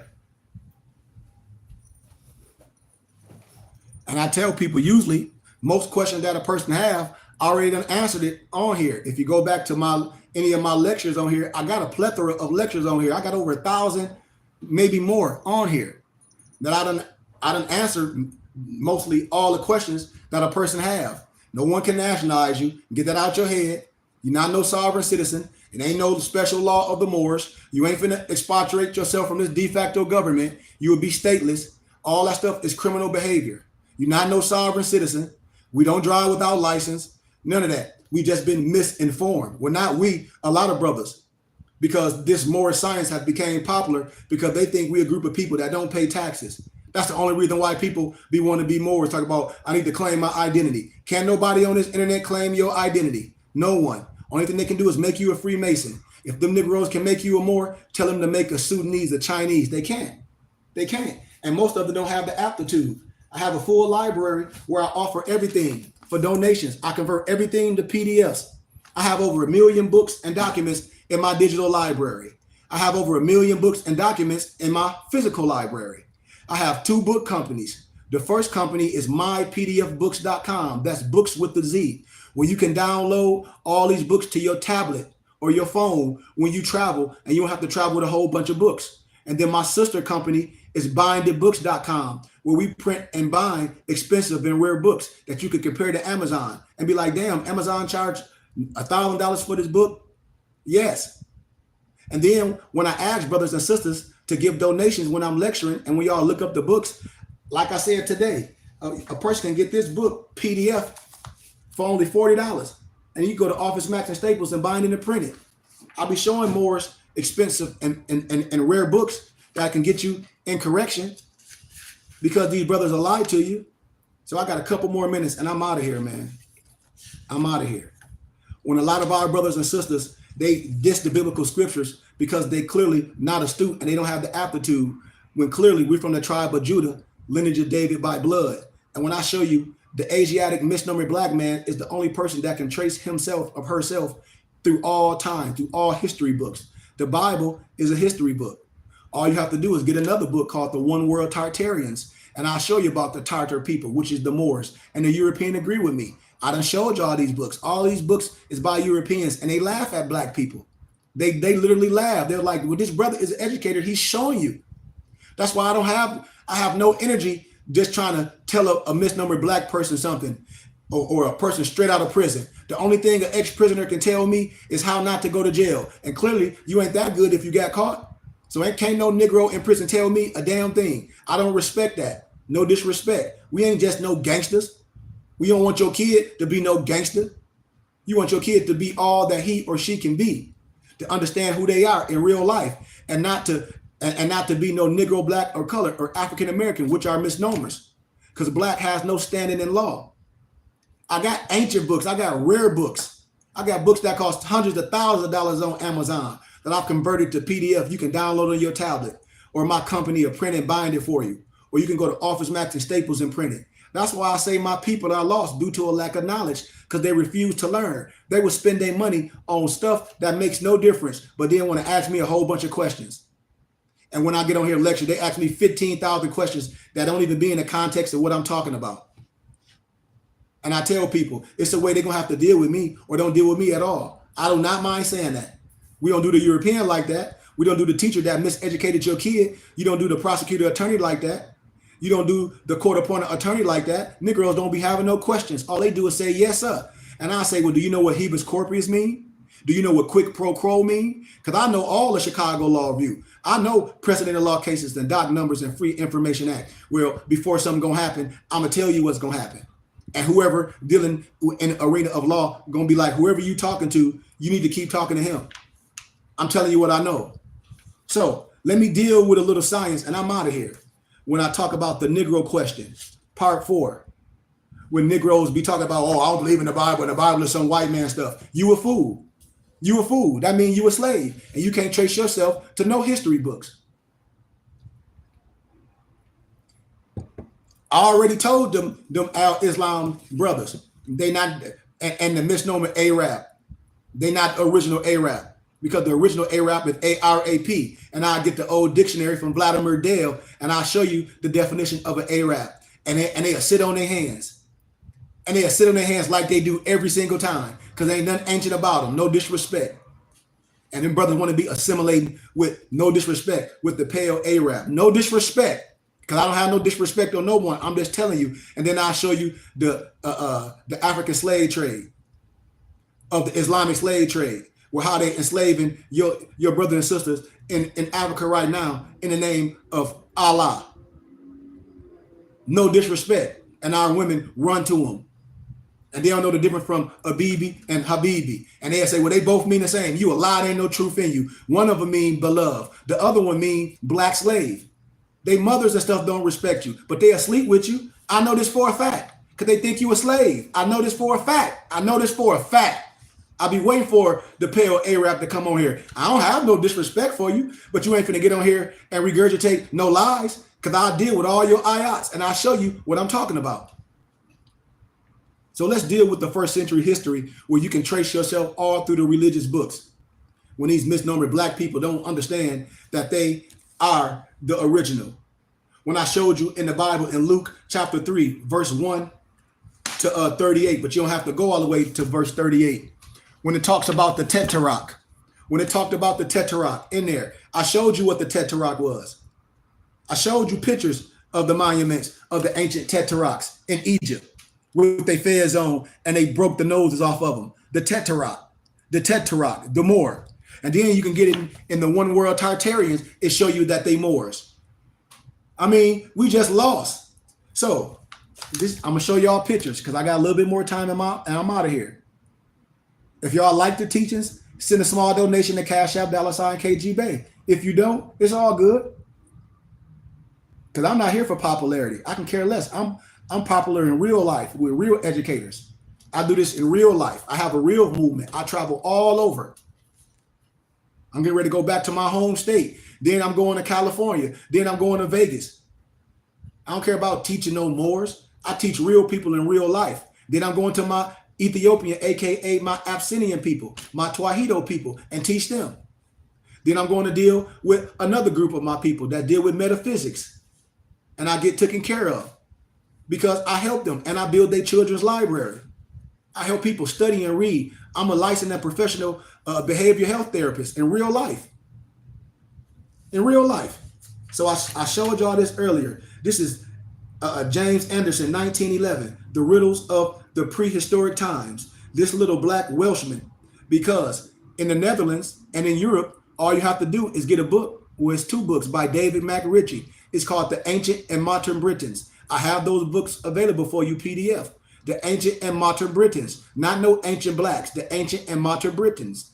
Just like the book by Vladimir Dale. No, not Vladimir, but his name is by, what his name? Vladimir Ivanov.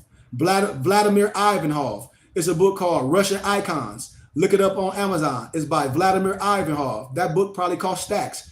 I converted them all to PDF and we print them and bind them. And they're not no ancient blacks. They're the ancient Russians. That's why they call it Russian icons. But right here. And then back in the day, it was an art style where they changed the nose. It'll come to me in a minute. This little black Welshman, Scot, Celt, settled in France, Gauchos of Canary Islands, France, Ireland, Spain, and the British Islands, and all over Europe. And then I broke down all the professors in first century history that broke down everything that I'm telling you from scholarship. Professor Winchell, how he said these short black men came from the Atlantis, North Africa, and they overran Europe. They were known as Britons, the ancient and modern Britons. When people be talking about some Anunnaki, that ain't nothing but the Iberians. The Iberians with an I. They the Iberians. When you look at the fez, when you look at the beard, when you look at the turban, when you look at their tunic, cotton or silk with the sash, when you look at their scimitar, that ain't no damn Anunnaki. That the lion European, his name is Zachariah Stinson. That a lot of them goofy Egyptologists that y'all used to watch, and I'm not saying nobody, I'm using y'all as a speaking preference, used to watch on those conscious channels when them goofy Negroes be talking about they Egyptologists and they quote a European named Zachariah Stinson and all that pseudo. I did this in academia, and I never debate no goofy Negro. I ain't wasting my time.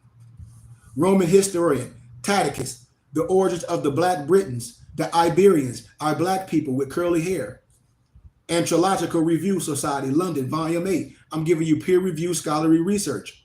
Joseph Ritson, The Annals of Caledonian, the Picts and the Scots, Volume 2, page 7 and 27. The Picts, the Brits, are brown complexion with curly hair. Ivan Van Sertima, African Predators in Early Europe. Every book that I'm quoting, I have each one that you can download to your tablet for a small fee. The Britons look like the Ethiopians. Albert Churchward, the one I told you that wrote Signs and Symbols of the Primordial Man, a European. The same, it's another European named Gerald Massey. He wrote the Natural Genesis, 3 volumes. The Origins and Evolutions, pages 12 and 13. The Black Basque were exterminated from Rome. Professor Boyd Dawkins, Our Earliest Ancestors, Begone Days. This was a lecture delivered in the public hall in Colonyhurst in Manchester on January the 8th, 1879. 1879, when he said that the ancient Britons, the Irish, the Scots are a short black people on page 103 and 107. Dr. Thurman, Nature Journal of Science, page 92. From the evidence at hand, it seems that the Iberian, the misnomer black man, occupied the whole of the Western Europe at one time. Professor Huxley, 1870, The Iberian Race, page 332. The Iberian, the Basque, the black bones have been found all over Europe with its animals. Those was 8 so-called English white historians to show y'all that our white brethren, Albie and Trailerdyke, whatever you want to call them, who were closer to the epic center than any of us today, had no problem telling the truth about the original inhabitants of Europe. These Welshmen, Britons, Irishmen, Frenchmen, Russians, Germans, Italians, Swedes were in Europe thousands of years before the English arrived in 449 AD. And it will be proven by writings of Professor Boyd Watkins, professor of geology at Manchester University in London. Professor Boyd Dawkins was invited to speak in public hall in Manchester in London, January 18th, 1879. And his lecture gives a detailed account of the people who originally inhabited Europe without blushing. This is what he said. And I have all it. I ain't going to read it again because I already done it. I got all the stuff from documents, but we keep calling ourselves Negro Black. Here go an image of the Scot, the king of the Scots in Edinburgh, UK. And King James, and King James, he don't have no devil Bible. When they say the demonology of King James, I know Negroes ain't never opened a book. Because if you open up the book, he casting out all the demons. But Negroes just look at pictures. They ain't never cracked it up. You see all them goofy retarded, see, this is the devil's Bible. Fool, you ain't even read it.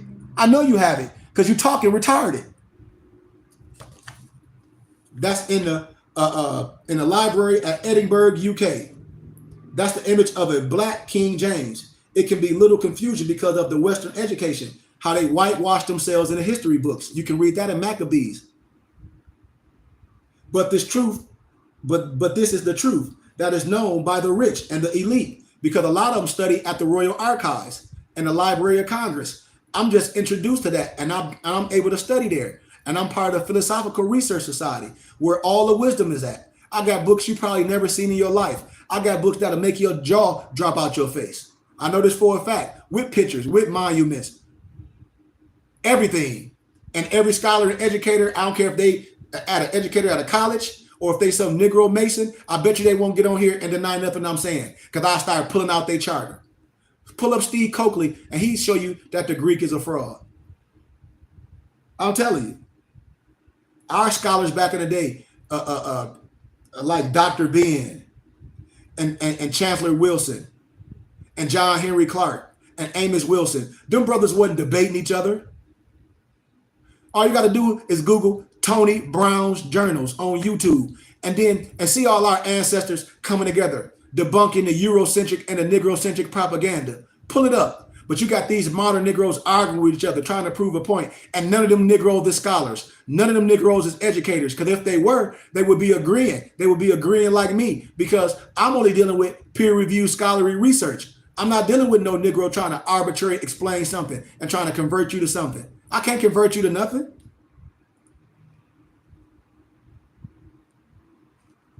This was a black Scot king for 343 years rulership in Scotland. Here go King Charles, the first of Scots in England. The image is located at the Leviton author Thomas Hobbes, 1651. Look at the brother. Kind of look like George Jefferson, don't he? These original pictures. The Scottish king Alexander II, 1190 AD. And then the image of King Malcolm Longneck, King of the Scots. The image is located in the image and the Houghton Archives. For you can see stuff with your eyes. And then when I start showing you color pictures, then what can you say? Then what can you say? Our people lost because they educationally and they scholarshiply, they off. It's a European named Oliver Cromwell, not the one that I showed y'all that was whitewashed out the Battle of Bunker Hill. Remember I showed y'all the book 1776 that they're going to give to your kids in civics and social studies, and they whitewashed Oliver Cromwell and Peter Samlin out the history books. But then you got the European named Oliver Cromwell and what he did to all the people, how he killed them all. I'm telling you what I know. All you got to do is research the book called Oliver Cromwell, New Perspectives. Research it. Research it. King Charles II of the Scots. Here you go right there. There you go right there. I've been debunking that the white man Bible stuff and all that stuff. I did this in education.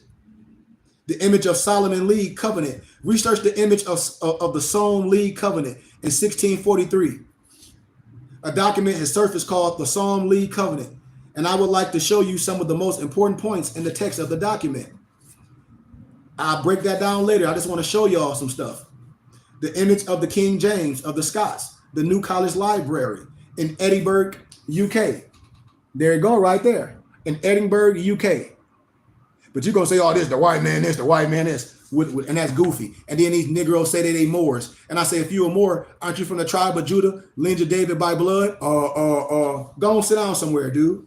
Go and sit down somewhere. I'll be done with them sovereign citizen retired Moors. I'll be done. I don't have no patience, no time for no goofy sovereign citizen Moor that call themselves some stupid foreign national. You ain't no foreign national. That's an oxymoron too. The same way as sovereign citizen.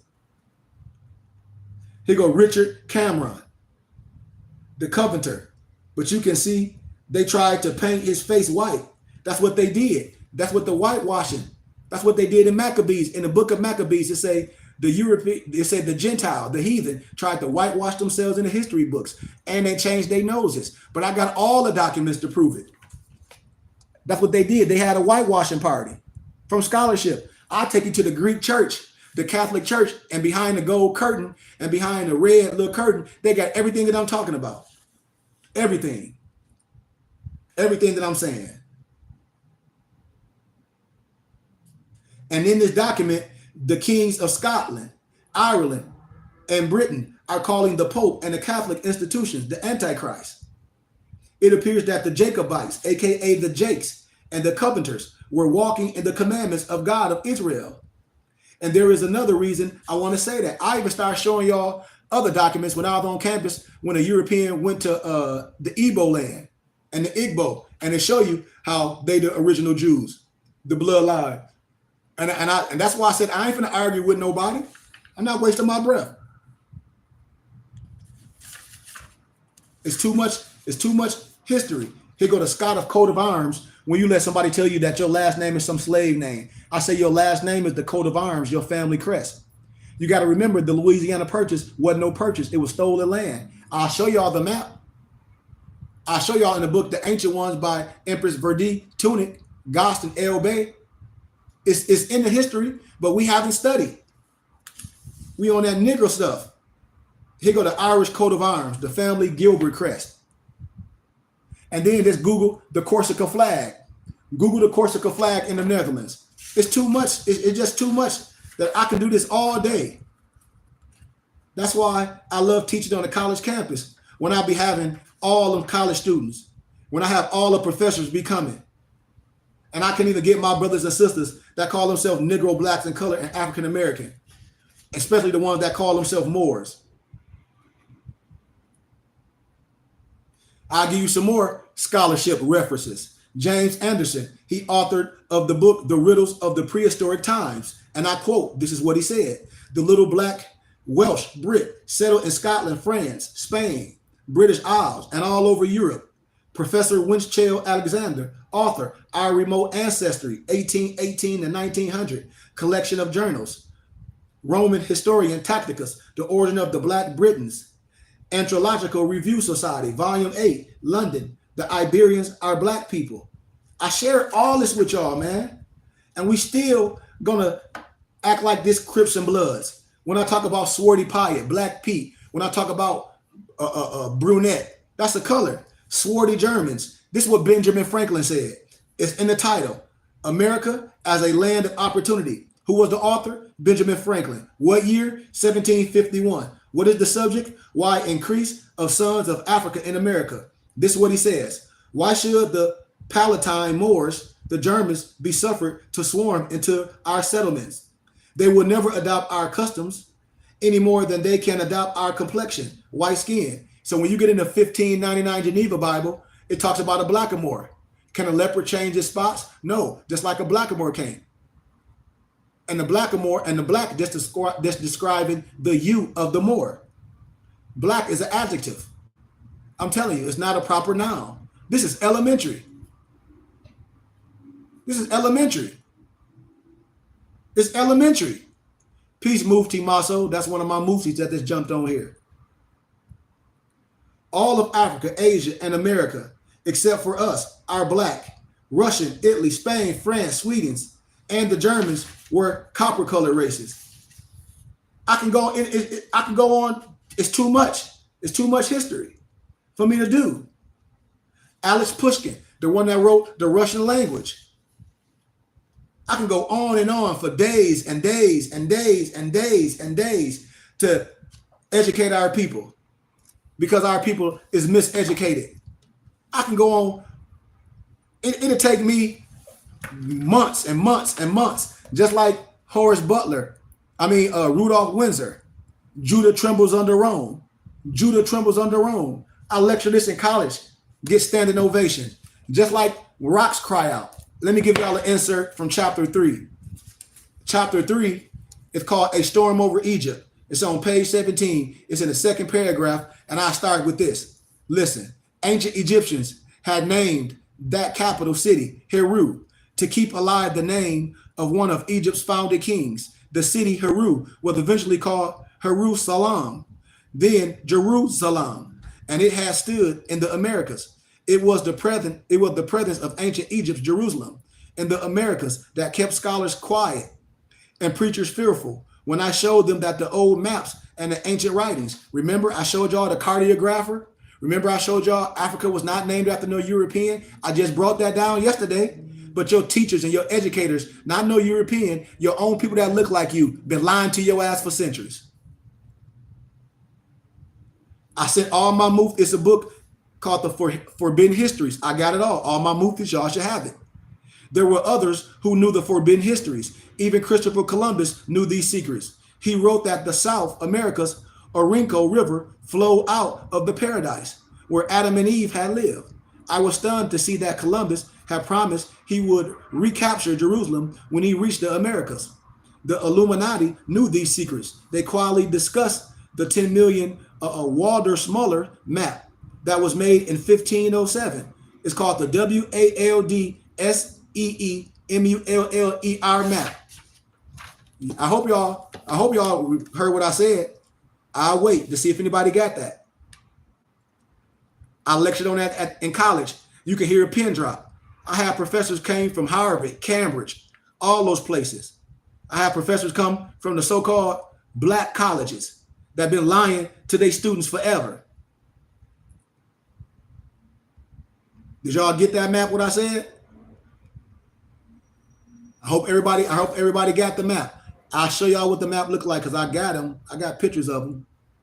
Let me see. Just like I shared on my page, another ancient map the other day, what I shared on my Facebook page. And it named all the indigenous people, the lands. Here go the map right here. And everything that I'm talking about is on here.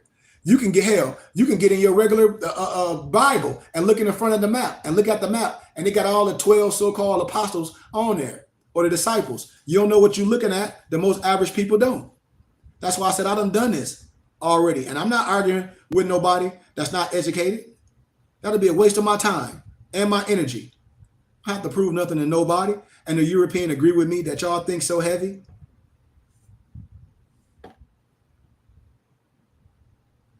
I'm telling you, the map shows everything. The map shows everything. I showed another ancient map on my Facebook page a while ago. It shows everything. It shows everything. Hell, what's the European name? Jane Smith? I forget the lady name when she was on Oprah and she was telling y'all back then that everybody looking at the map wrong. A European. I don't need nobody to teach me that I know. I'm an educator. We be like, oh, she teaching us. But your own brother teaching you. They whispered that the map maker Martin Wall-Seemüller revealed things on the map that were not to be revealed. Because he did. Yes, absolutely. WALDSEEMULLER. Yep. And he revealed things on the map that weren't supposed to be revealed. I told you the European going to always pinpoint their holdings. I'm going to show y'all this as I close. The map was famed for the impossible details about the Americas that it showed. It even revealed the Pacific Ocean before it was rediscovered by the Europeans who had lost knowledge of the Americas after being expelled from the Western Hemisphere during the Dark Ages. Walt-Seemüller admitted he had gotten information to make the map of the Americas from the works left by the ancient Egyptians. Walt-Seemüller removed the name America when he published the map again, and some believe Walt-Seemüller had been forced to remove the name that Egypt had given to the Americas, along with the curiously accurate details about the New World. The Illuminati, the Negro Masons, all of them know that. They know time debating whether the name America was taken from the name of the explorer, Amerigo Vespucci. Those enlightened ones knew that Vespucci lie was a ruse to hide the secret about Egypt and its naming of the Americas, and their strategy of silence had kept the forbidden secrets intact. I got the original documents. Even when strangers had happened upon spies of the secrets. I'm telling you. Y'all ever seen that logo on LeBron's chest? Y'all don't know what masonry house that is? Y'all don't know what I'm telling you, if LeBron was on here, if a lot of them Negroes on, even Kyrie Irving that's playing the game, first he a Hebrew Israelite, now he an Al-Islam Muslim, Do y'all know what that horse, what that logo on LeBron chest is? Yeah, I know he got a school, just like Jalen Rose got a school. But that's great. But they ain't teaching no real history. They teaching the same stuff that you can go to these public schools and teach you. That you were black and you were slave and some slave history. That I guarantee you that's not real history. That's pseudo. But now Isaiah's prophecy was beginning to breathe. A storm was gathering. Cries from the ancient stones in Egypt were rising through the old valleys of the dead and upon the clouds. Rocks were crying out, a secret that thundered and trembled through even anointed men who could not make their mouths say the secrets. They gatekeepers. I'm telling you, they were scrambling desperately to restore the seal. A seal is to keep it closed. But see, I ain't took no oath. Yep, you know it. The boule. Absolutely. I told y'all I'm gonna be transparent. Listen, I don't have nothing to hide. I don't have nothing to hide. I give my life willingly for what I believe. I ain't afraid of nothing because I ain't took no oath. I ain't one of them brothers that took an oath to swear secrecy and then try to get on here and talk that talk. They're the only ones that's off with the head. Man, I stand against all that. Ain't no secret. If I got the keys to follow humanity, how it's going to be a secret? It's sacred to me, but a damn show ain't no secret. All my muftis know this. I give my all to my muftis, and they take care of me, and I take care of them. I've been trying to bring everybody to our school, to our temple, and support our temple and school. And if y'all don't support me, and the Europeans support me just like they supported the prophet, I'm gonna be laughing at every one of y'all because everything is gonna be private. Most of my teachers is getting ready to be off social media. I'm just I'm filling this up to bring people privately, to bring y'all privately, because a lot of my teachers, I'm gonna be done doing YouTube videos. All my teachers are gonna be done on our temple and school YouTube page. It's gonna be private. I'm not even gonna be sharing them on Instagram no more. It's gonna be for my muftis to bring people to the storehouse. I'm done talking. I'm done talking. I'm telling you, I got a couple more months of doing this and I'm done. I told y'all once the fall comes, I am done with this. Just like my professor said, you ain't viral, and this because he followed me on the internet. I said, I don't want to be viral. I want to teach the truth. I don't want to be like a lot of those brothers, no disrespect. I'm going to use his name as a speaking point, Charleston White, because the brother was teaching science and trying to help people, and he told everybody what he was going to do. He said, oh, Negroes like stupid stuff. So he said, I'm going to get on here and talk crazy, and look what happened. He got on here and talked crazy, and what happened? He got rich. He said it. He said, Negroes stupid. So he said, I'm going to act like one of these nigger rappers. Give me chains and give me diamonds. Because when I was politicking for the kids, when I was doing all this stuff, when I was at the courts, talking about all these laws and policies, it fell on deaf ears. But I'm not going to compromise my integrity for no money. I'm not, because I have real businesses. I'm not going to compromise my integrity to make $1 on internet to try to make a point. I'm making my point to where you can have all the riches of the worldly world by not compromising and standing strong on your square and finding your target market.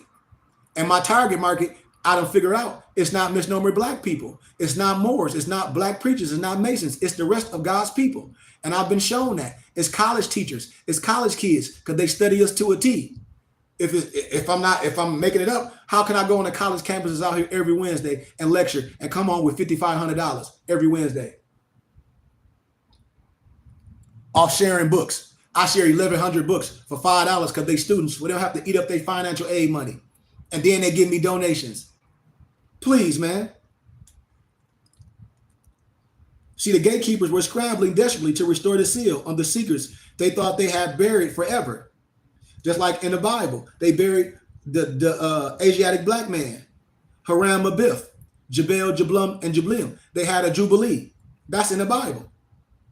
They taught that they destroyed Christianity with a man called Da Vinci and supposed code with the Da Vinci Code. I'll show you all this. Now it was Christianity's turn and Isaiah's turn to unleash the real secret behind the real code. I'll break down Isaiah's prophecy another time. It's in there. It's in there. That's why I showed y'all how Judah trembled under Rome. I'm going to close y'all. I'm going to leave y'all with this. This is Emmanuel Bowen's map of Africa, dated 1747. The one thing about Europeans in first history, they always pinpoint their holdings. They had map makers, which they call cartographers. And when the European powers carved up Africa, It was the custom of the European kings in those days to send out a cartographer, which is a map maker, to outline and pinpoint their holdings. And it was a cartographer, research everything I'm saying, in 1747, who went by the name of Emmanuel Bowen. Emmanuel, Emanuel Bowen. Oh, it's almost workout time. This man held the title of royal cartographer for two European kings, King George II of England and King Louis of France. But what's unusual, I won't say unusual, but what's just facts, is that the map that Emmanuel Bowen brought back to these two kings, in the center of the map, Bowen shows that the true name of the so-called slave coast was none other than the Kingdom of Judah. Judah was known by four names at the time: Judah, Wahuda, Quadar, and Abir. I'm telling you, you can research these maps and find them in Northwestern University Authentic Map of West Africa. Research it. And then in 1747 by Emmanuel Bowen. And even to this day, it's a fort there called the Fort of Judah. And all you got to do, this is how you pull the information up. Title: A New and Accurate Map of Negro Land. Cartographer, Emmanuel Bowen, 1747. The size of the image is going to be 35 times 4 centimeters. Place of publication: London. Subject: West Africa. Identification: Northwestern University Library. On page 64 and 70, it's another history called in Boston University. It's called A Cultural History of the Atlantic World. It's by John K. Thornton, Boston University, Cambridge University Press. On page 64 through 70, its references is made that the French had a director at Wahuda, aka Judah, and that the French also had a trading post at Savi, the capital of Wuda, aka Judah. Did the writer know that the name Wuda was Judah? I'm telling you. And then you can research in Louisiana State University, the ships that came from Judah. The title is called Creole New Orleans, Race and Americanization, edited by Hirsch and Joseph Logsdon in the Louisiana State University Press, Baton Rouge, and London. I'm going to read this to y'all on a publication on page 67. It notes of a white slaver recalling the inventory of human beings on a cargo ship. And let's see what he writes. He says, 16 slave trading ships arrived from the Senegal region. 6 ships came from Judah and landed at the mouth of the Mississippi. And in 1731, one ship from Judah landed 464 slaves at the mouth of the Mississippi. On page 69, it states that the Company of India had a trading post at Judah, aka the Gulf of Benin. There it competed with all other nations of Europe. All you got to do is get this book called The One World Tartarians. I have it. You can get it from a donation, and I'll show you how all the slaves trade stuff is all false. All false. I ain't saying no people didn't come over here and slave, but it's all false. The numbers is all false. The Portuguese was taking the upper hand at Judah. And in the libraries at Northwestern University, Boston University, and Louisiana State University, they have them in their possession. The documents calling the slave coast of Africa Judah. I'm telling you. So I got to stop, man, because I can do this all day. I can do this all day, and I don't want to keep going on because I keep pulling out documents because all of it's synchronized. And if it's scholarship, it's going to agree. You're going to be able to pull out. Then I have stuff everywhere, like when I lecture in college. But it's a book called The One World Tartarians. The Tartars are the Moors. And the book is by a European. I'll show y'all the book. I'll show y'all the cover of the book.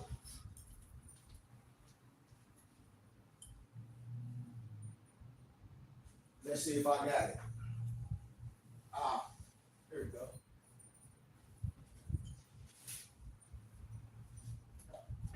Here go the book right here.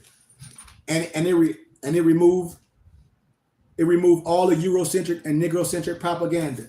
It breaks down to tell you that we Moors.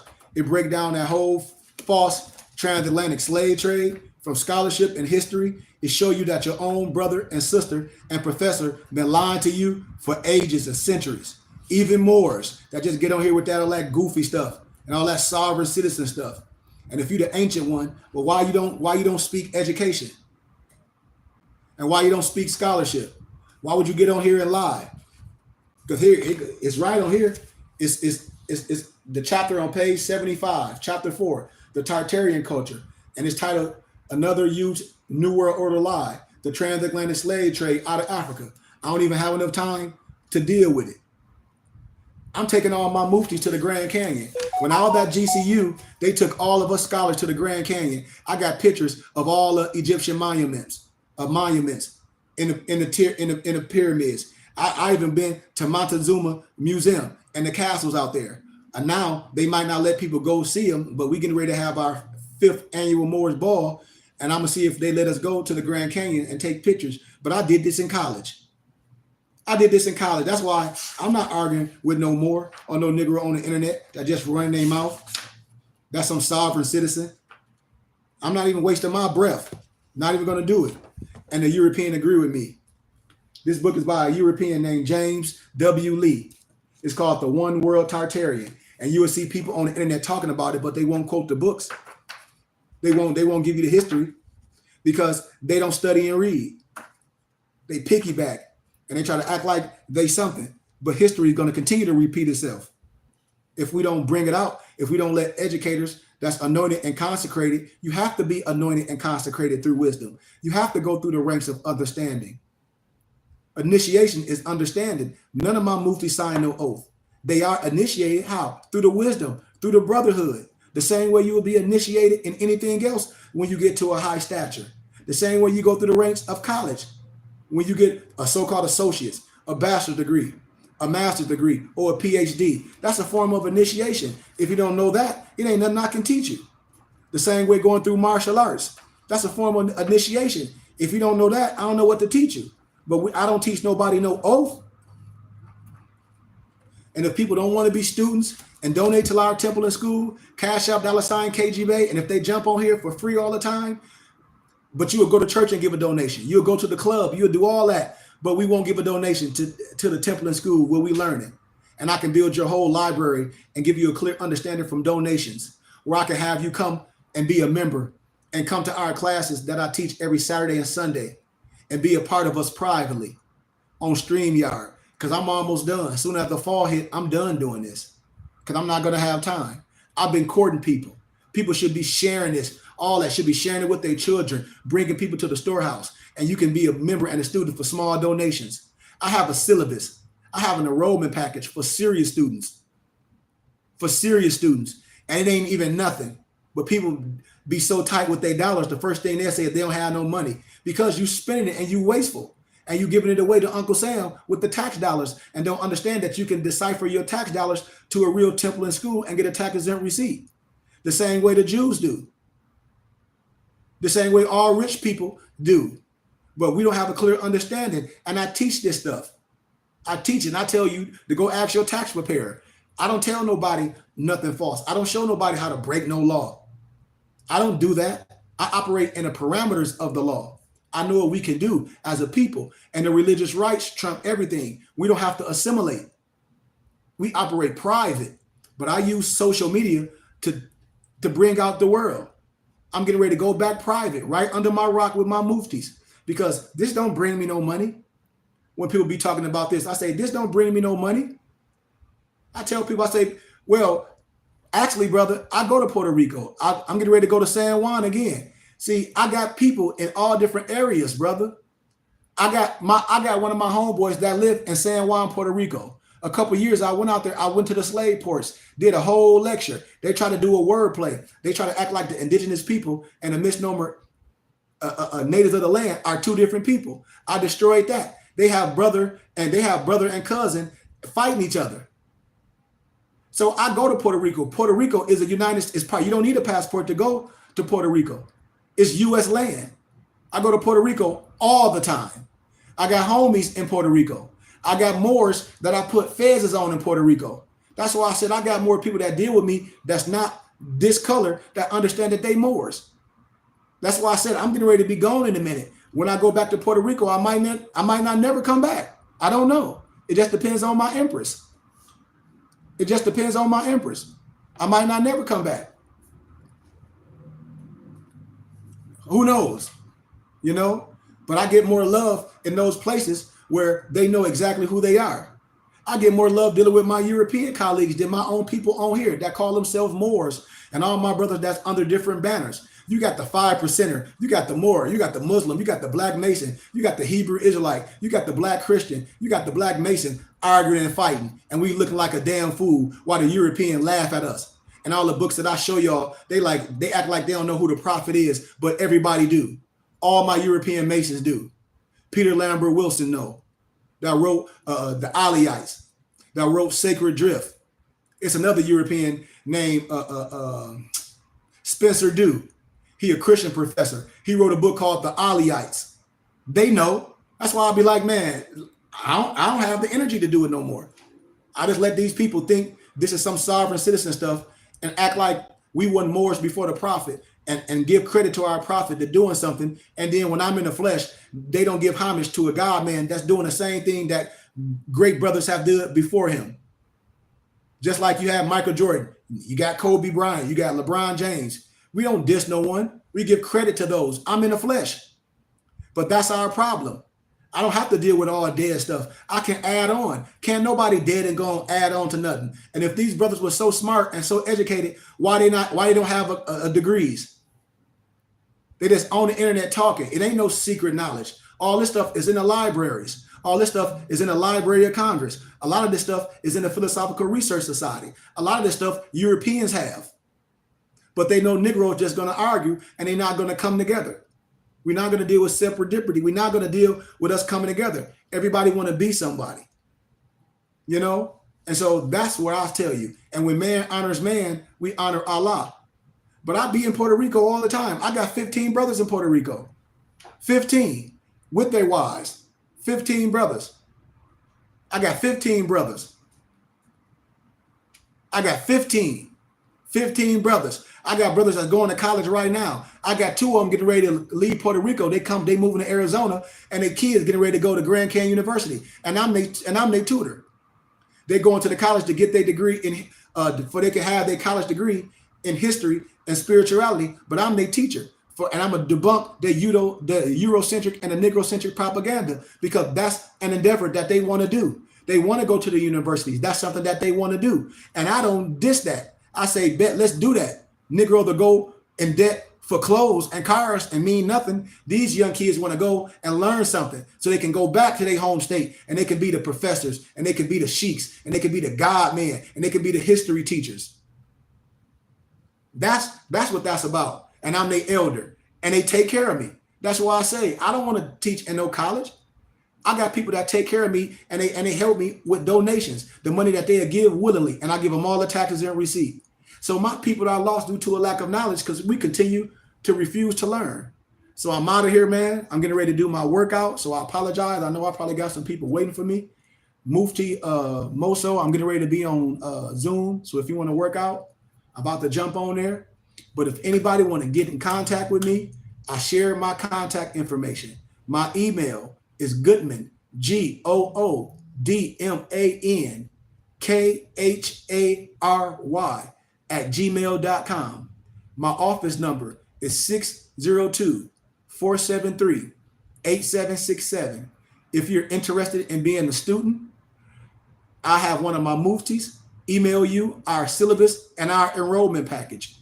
Yes, it costs money to be a part of our temple and school, but the little change that you're going to be donating to our temple and school, what you're going to get from everything that I'm giving to you and I'm instilling in you is going to be worth that couple dollars that you donate. And I'm going to give you a tax exempt receipt. And if you stick with us in a year, then I bring out other lessons and you can become a member and get one of our member jackets. And I teach you adapt wisdom. But I don't waste my time with people that's not committed. A lot of people want to get with me. Oh man, I want to be an adept like you, like the rest of your brothers and you. Whoop-de-doo. It ain't no dedication. It's just like if I'm your sensei and you come in here and you take class for a couple weeks. It ain't nothing I taught you to be no master of self. You just excited. When the excitement go away, then what? And that's why a lot of people, they attention span is only a tittle. They only be excited for a minute. And I say, once you're excited, I'm done. So I tell brothers, I'm good with all that. I don't need brothers calling me every day, want to ask me 15 million freaking questions because I'm not going to answer. And it ain't no disrespect to no one. I live a real life. I help people in real life. I travel in real life. And if brothers don't want to be dedicated and be a part of a real school, you can't just come to me and call me and think you're going to learn something in a day or a two or a phone call. That's internet garbage. It takes some dedication. And it's going to take you at least a year to do what? To remove all the stuff that you thought you know and then build on solid foundation.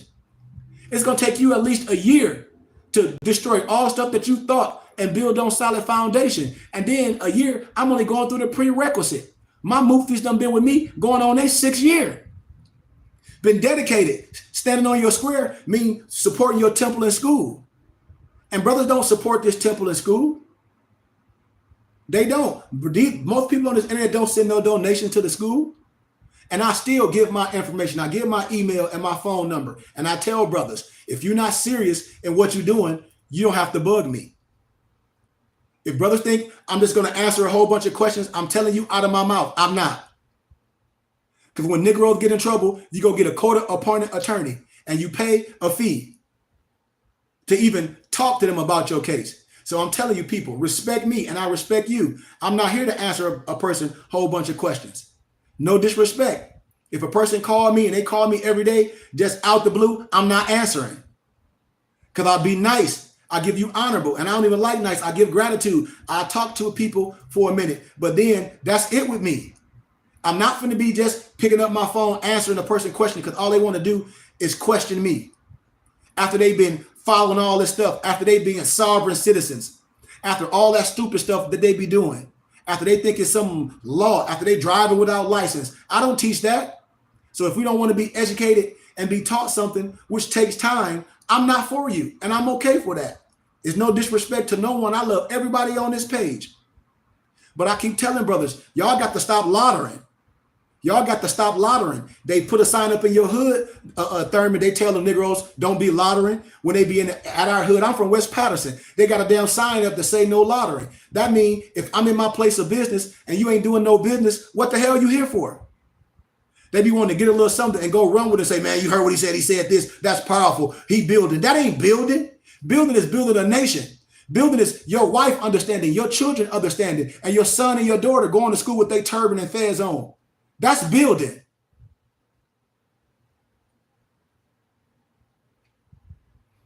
Hey, that ain't, once again, that ain't for me. I told people that ain't for me. I get that. You say some brothers just may be 17. Well, when I tell people be specific, because I don't talk about other people. I would talk about myself because I don't know other people. I'm speaking in general. I've been doing this for a long time. So I'm not going to throw generalities out. I'm going to be specific in my dealings. I'm going to be specific. If I'm talking about something or if I'm trying to court a woman, I'm not talking about nobody else or saying, well, this person, this. I'm going to talk about me. I'm going to say what I'm looking for. I'm not worried about nobody else. And it's no disrespect. I teach a certain way and I'm not a good teacher for everyone, but I'm a teacher for those that want to learn. It's a way that I do things, just like it's a way that you do things. No one should get mad at the way you do things. You are you. I don't care about being liked or having a whole bunch of followers. I tell people this every day. I don't care about being liked. I don't care about having a whole bunch of followers. That's not my mission. That is not my mission. I'm a teacher. And if a person don't want to be educated, anointed, and consecrated, I'm not for them. So when a person says, with all respect to you, brother, some brothers just may be 17, enthusiastic, and have a lot of questions, my brother. Can you question an attorney when you get in trouble? Can you go and sit down when your life is in trouble? Can you sit down and ask an attorney or lawyer a whole bunch of questions? Or do they make you pay a retainer? Yes or no? When your life on the line, do brothers put a whole bunch of money? I need to go get an attorney, and then y'all come up with the money, $500 or whatever their retainer fee is, just for them to look and view your case? Yes or no? That's what I ask people. Yes or no? When brothers get in trouble, that have been in trouble, and they got attorneys and things, did that attorney charge you money, a retainer, for them to even hear your case? Yes or no? And then didn't they say they want all the facts and give me the facts? Because if I go to court and you lying, I'm dropping your case. That's all I be asking people. That's all I be asking my brothers and sisters. Just like you can't ask a professor a whole bunch of questions. You can't go to a university and sit in the class and say, I got a whole bunch of questions, because you know the professor is anointed and consecrated. They're going to put you out because you're not a student. No disrespect. And I come on here and I do things just to put it out there, to bring people to the storehouse for people can be students. Because I have a real school. My Mufti is on here. One of my Muftis is on here. Where he at? Moso is one of my students. You know,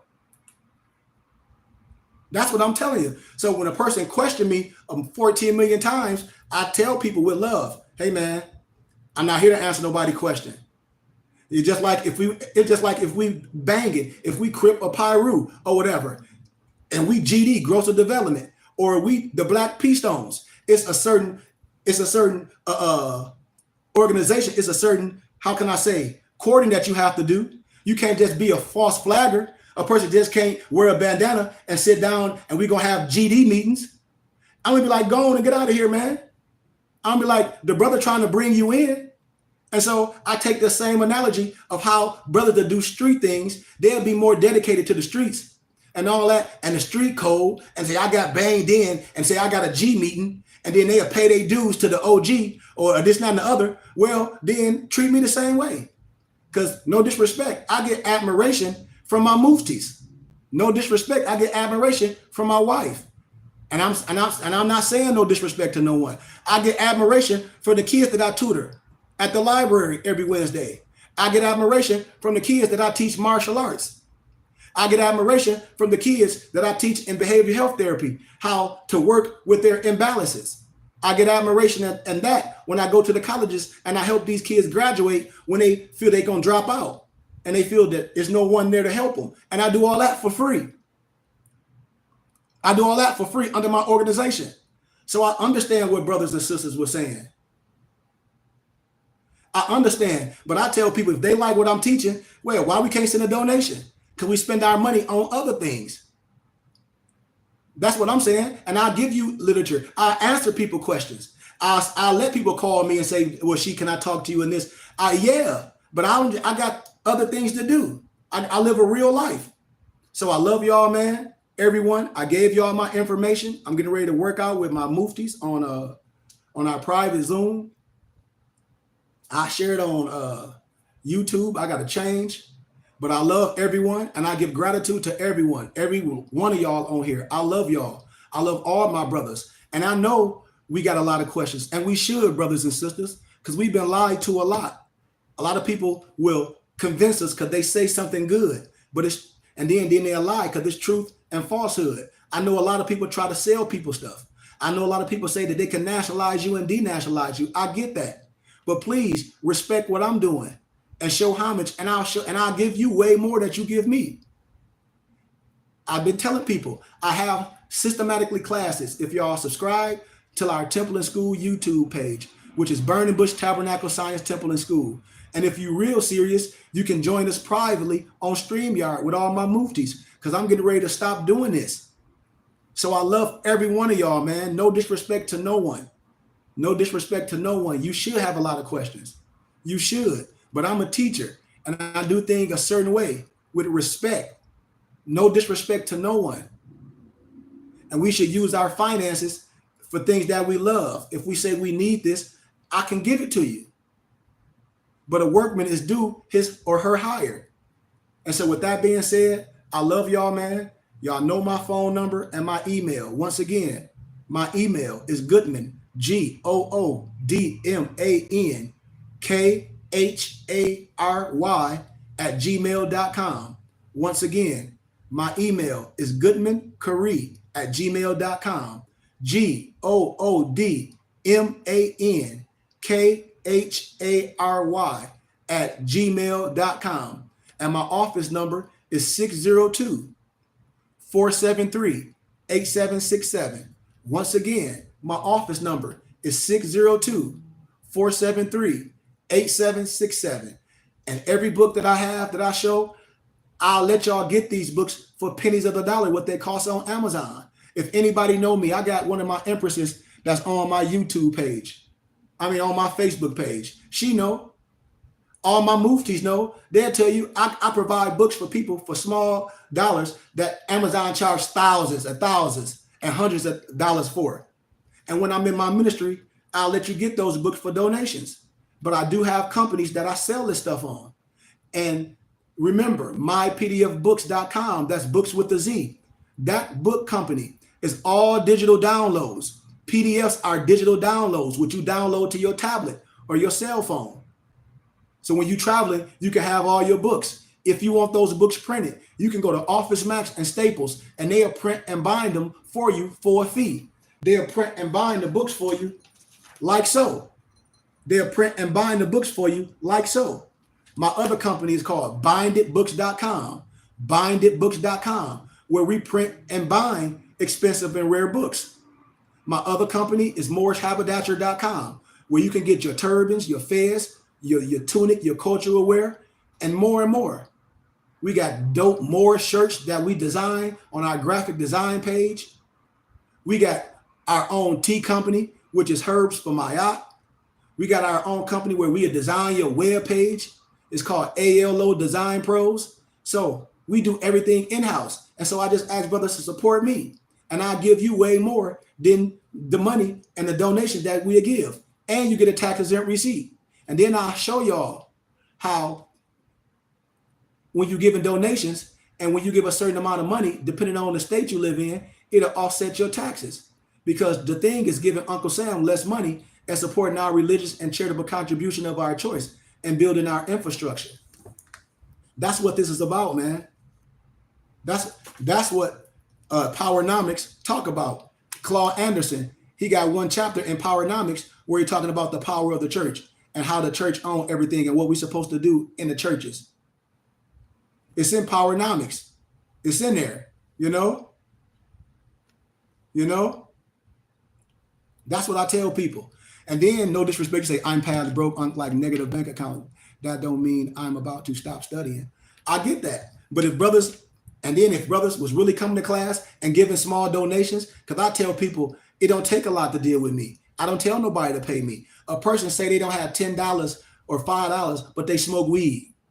And I say a person don't say they don't have $20 to donate once a week, but they smoke weed and get high. And then everything I'll show you how to build your business. I'll show a person how to do with supply and demand. And if anybody that's dealing with them, show you how to make money off the things that I give you.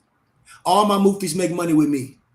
I let people make money with me. Just like my fezes and all that, and all my regalia, I let people make money with me. I'll give you a prime analogy. It's like a finder's fee. Say you got 5 brothers that want a fez, and they all under you, and you were like, Sheik, I got 5 brothers that want a fez, and I sell my maroon fezes for a certain fee. Because my maroon fezes, I sell them for $200. They got all the proper perforations for symbology. I'm going to cut you in. I'm going to say, okay, brother. I'm going to say, okay, brother. Since you got these brothers that want this, I'm going to cut you in. Each one, I'm going to be like, bam. You're going to be like, damn, I just made money with this brother. If brothers want turbans, and you say, hey, man, my brother want a black turban or a white turban or a red turban, I'm going to say, okay, for this many yards, you can get these for this. I'm going to cut you in on the deal. That's a finder's fee. I do that all day. Just like, let me show you something, brother.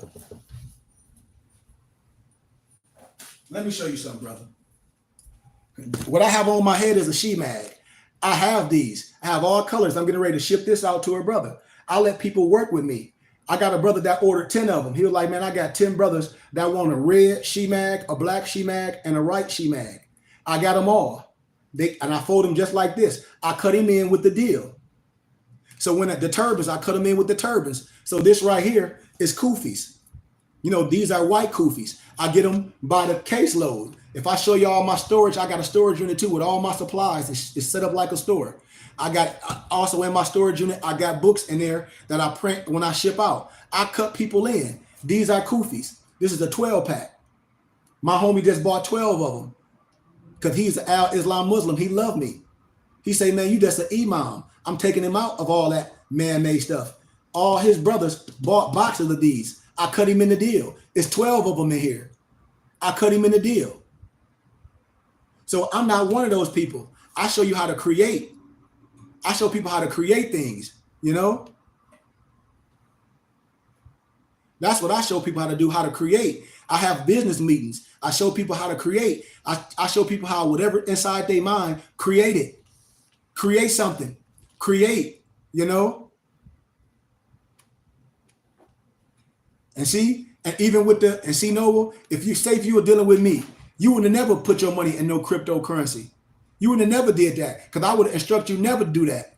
Because when you're dealing with things like that, that's I call magical, it's always an assumption of risk. It's always an assumption of risk. And you might have lost your money, but the people that you was dealing with, they made money. I saved people lives when I was dealing with a brother, and he's talking about, I'm dealing with Forex, so I'm going to put all this in there. And I said, listen, brother, if this brother's telling you that he make millions, if a brother say that he make millions off this, you shouldn't have to pay him nothing. If he say, give me $1,000 and I'll turn your $1,000 to $10,000, all he have to do is flip that, and then you pay him your profit. And then he got you like I do. But I don't invest in no cryptocurrency. I don't invest in none of that. I show y'all videos to show y'all all that stuff is fake.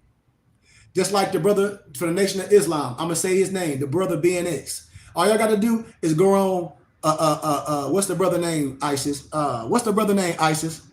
Damn. What's his TV show called, sis? And I end it and I show y'all all this stuff be fake. What's the brother name? Pocket Watchers. All you gotta do is go on YouTube. It's a brother named JT called Pocket Watchers. And pull up all those Black Wall Street on his page. Pull up all BenX, all there, when all that stuff be a fraud. It's called payola. I told y'all, it's payola.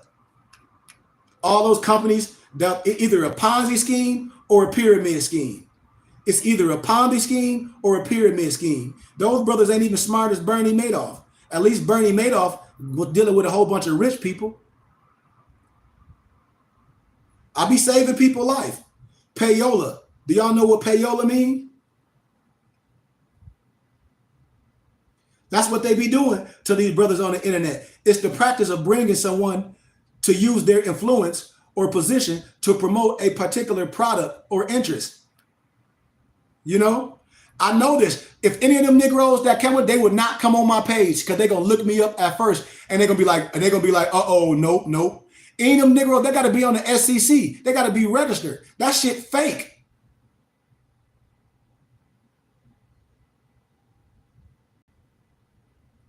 It's fake. I be telling brothers, they get so excited, especially during the COVID. And you had all them brothers drop out. And all they doing is renting cars. They living in Airbnbs. No disrespect. I gotta drop names. No disrespect. Just like the brother Polite. Yes, he started off good, but absolute power corrupts absolutely when you think your brothers and sisters stupid, when you look at them as cash cows. Oh, take my course, take my course. What course? I know where they be buying all the fake testimonies. And I told people, I said, this is where this brother buying these fake testimonies. This stuff is not real. Do you think anybody that's making money like that is going to flood the market, teaching people how to make money like them? No, they're not. And if they was teaching real classes, all you got to do, teach the classes online and show all your students. But I'll try to warn people because we be so excited. We be like a deer in headlights. And then these people get hustled. And then they don't go to prison because you bought their program, which they said that they sold you a program. And that program ain't nothing but an automated thing. And automated don't mean nothing. If any of them Negroes got on here that talking that crap, I'll show you all they fake stuff in 1.2 seconds, but they ain't gonna get on here because I'm gonna destroy they hustle. It's a pyramid scheme or a Ponzi scheme. Even that Black Wall Street stuff in that conscious community is all fake. And then they run behind religion. Isn't it so ironic? I'm trying to show you how to think heavy. All that fake stuff. Even the brother with the keys. And I don't want to say this name. My ear be on this, and I'll be laughing. I say, oh, y'all just a groupie, huh? All the brother got to do is just say he a motivational speaker. These brothers do not deal with no Bitcoin or none of that stuff. It's fake. You got to have a certain amount of money to deal with it. And then why would you invest your money with somebody with a fictitious name? Nobody that's dealing with no coinage is going to have a fake name. How are you going to deal with them? How they company registered? That's false. And then the brother from the Nation of Islam is payola. All those companies he was dealing with, those multi-level marketing schemes, they use him because he have a whole bunch of followers on the internet to bring Negroes in, and it's payola. All you got to do is watch JT Pocket Watchers and pull it up. And then the brother looking like a deer in the headlights. I'm telling you what I know. This ain't no slander. These brothers be lying. The same brother from the Nation of Islam said he had 400 acres. Remember that? Where the 400 acres at now? Them Negroes went and bought some damn tool sheds from Amazon and had a fake ribbon cutting to try to convince people. But this brother from the Nation of Islam, You should do that in the nation. You know not to bring that to your people. I'm telling you what I know. What happens with the Black Wall Street, him, BNX, the dude Alicia Keys. I'm saying Alicia Keys. Y'all know the Keys dude. The dude with all the tattoos on his face. The other brothers, all that shit crumbled. And y'all know it. And this ain't no hate and slander because them niggas used to jump on my page and I used to go ziggity boom. Ask my Mufti on here, Moso. Because the dude Ben X jumped on my page and I said, if you get on here running your mouth, I'm going to pop up to your city and I'm going to come to your mosque. And I'm going to come to your mosque and show you that you a liar. And show you that Farrakhan ain't with that. But see, we be so caught up in that pageantry, in that fake stuff. And then them Negroes, what they do, ride off in the sunset. I don't give a damn about they talk with that cadence because they think you ignorant. And they try to, well, brother, man, well, brother, my ass. Excuse my candor. I'm telling you, you lied. And it's all fake. And it's payola. All that stuff is fake. So just during COVID, all of a sudden, they some masters, investors in Bitcoin and Forex. Really? And anytime you invest in your money, you take an assumption of risk. Anytime. And they ain't even giving you real language. A lot of times things plateau or do the snake. And you got to know when to take your money out in things. When I'm investing, I'll give you an analogy and I'm out. Say you invest $1,000, right? Say you invest in $1,000 and we dealing with a certain stock. And once you make your $1,000 back, I'm telling you to take your initial investment out and sit on it and play with your profit. And every time you put your initial investment up, because there's going to be assumption of risk every time. So you're not going to lose your initial investment. You done got your initial investment back. And then I'm not going to tell you to put all your money in one thing. I'm going to tell you to diversify your portfolio. I'm not going to tell you to invest all your money in no goddamn real estate and you're not educated in real estate. The first thing I'm going to teach you is education. I'm going to educate you first on things. But they know not to come with me with that crap. They know it. I've been doing this for so long. I'm getting ready to be 48, and these dudes are babies. Even the dude with all the tattoos on their face. All these niggas got to do is reinvent themselves. They think they get glory out of having a whole bunch of women and lying to y'all. And it's a book called The Influence. I got all these books by Kalini.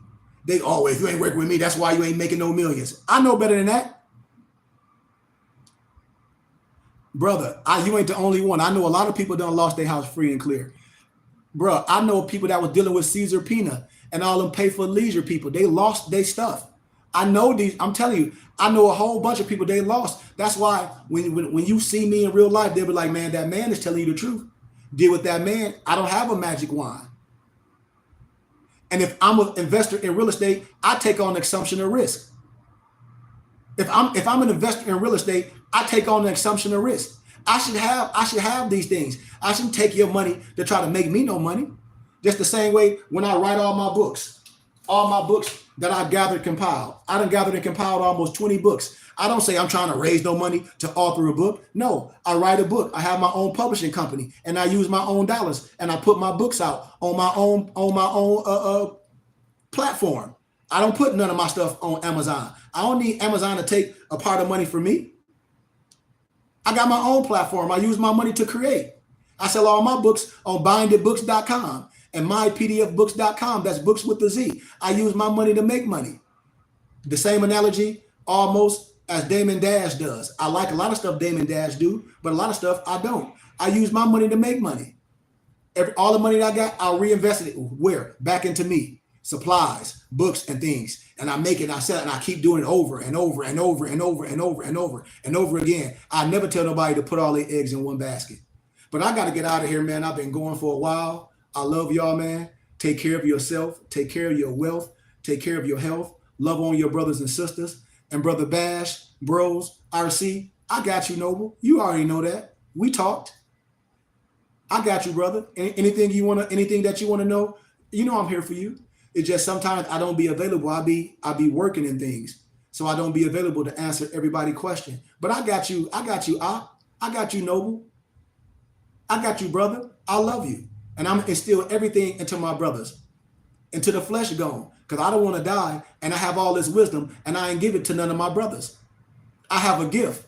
And if I have a gift, then I can't bury it in the ground. I share my gift willingly. And I'm okay with a person giving gratitude when they can. It ain't about paying me nothing. It's about giving gratitude because I'm gonna give you everything to not only save yourself, to save the ones that you love and the ones around you, and get rid of all the Eurocentric and the Negrocentric propaganda. Get rid of all that sovereign citizen fake stuff that'll get you in trouble.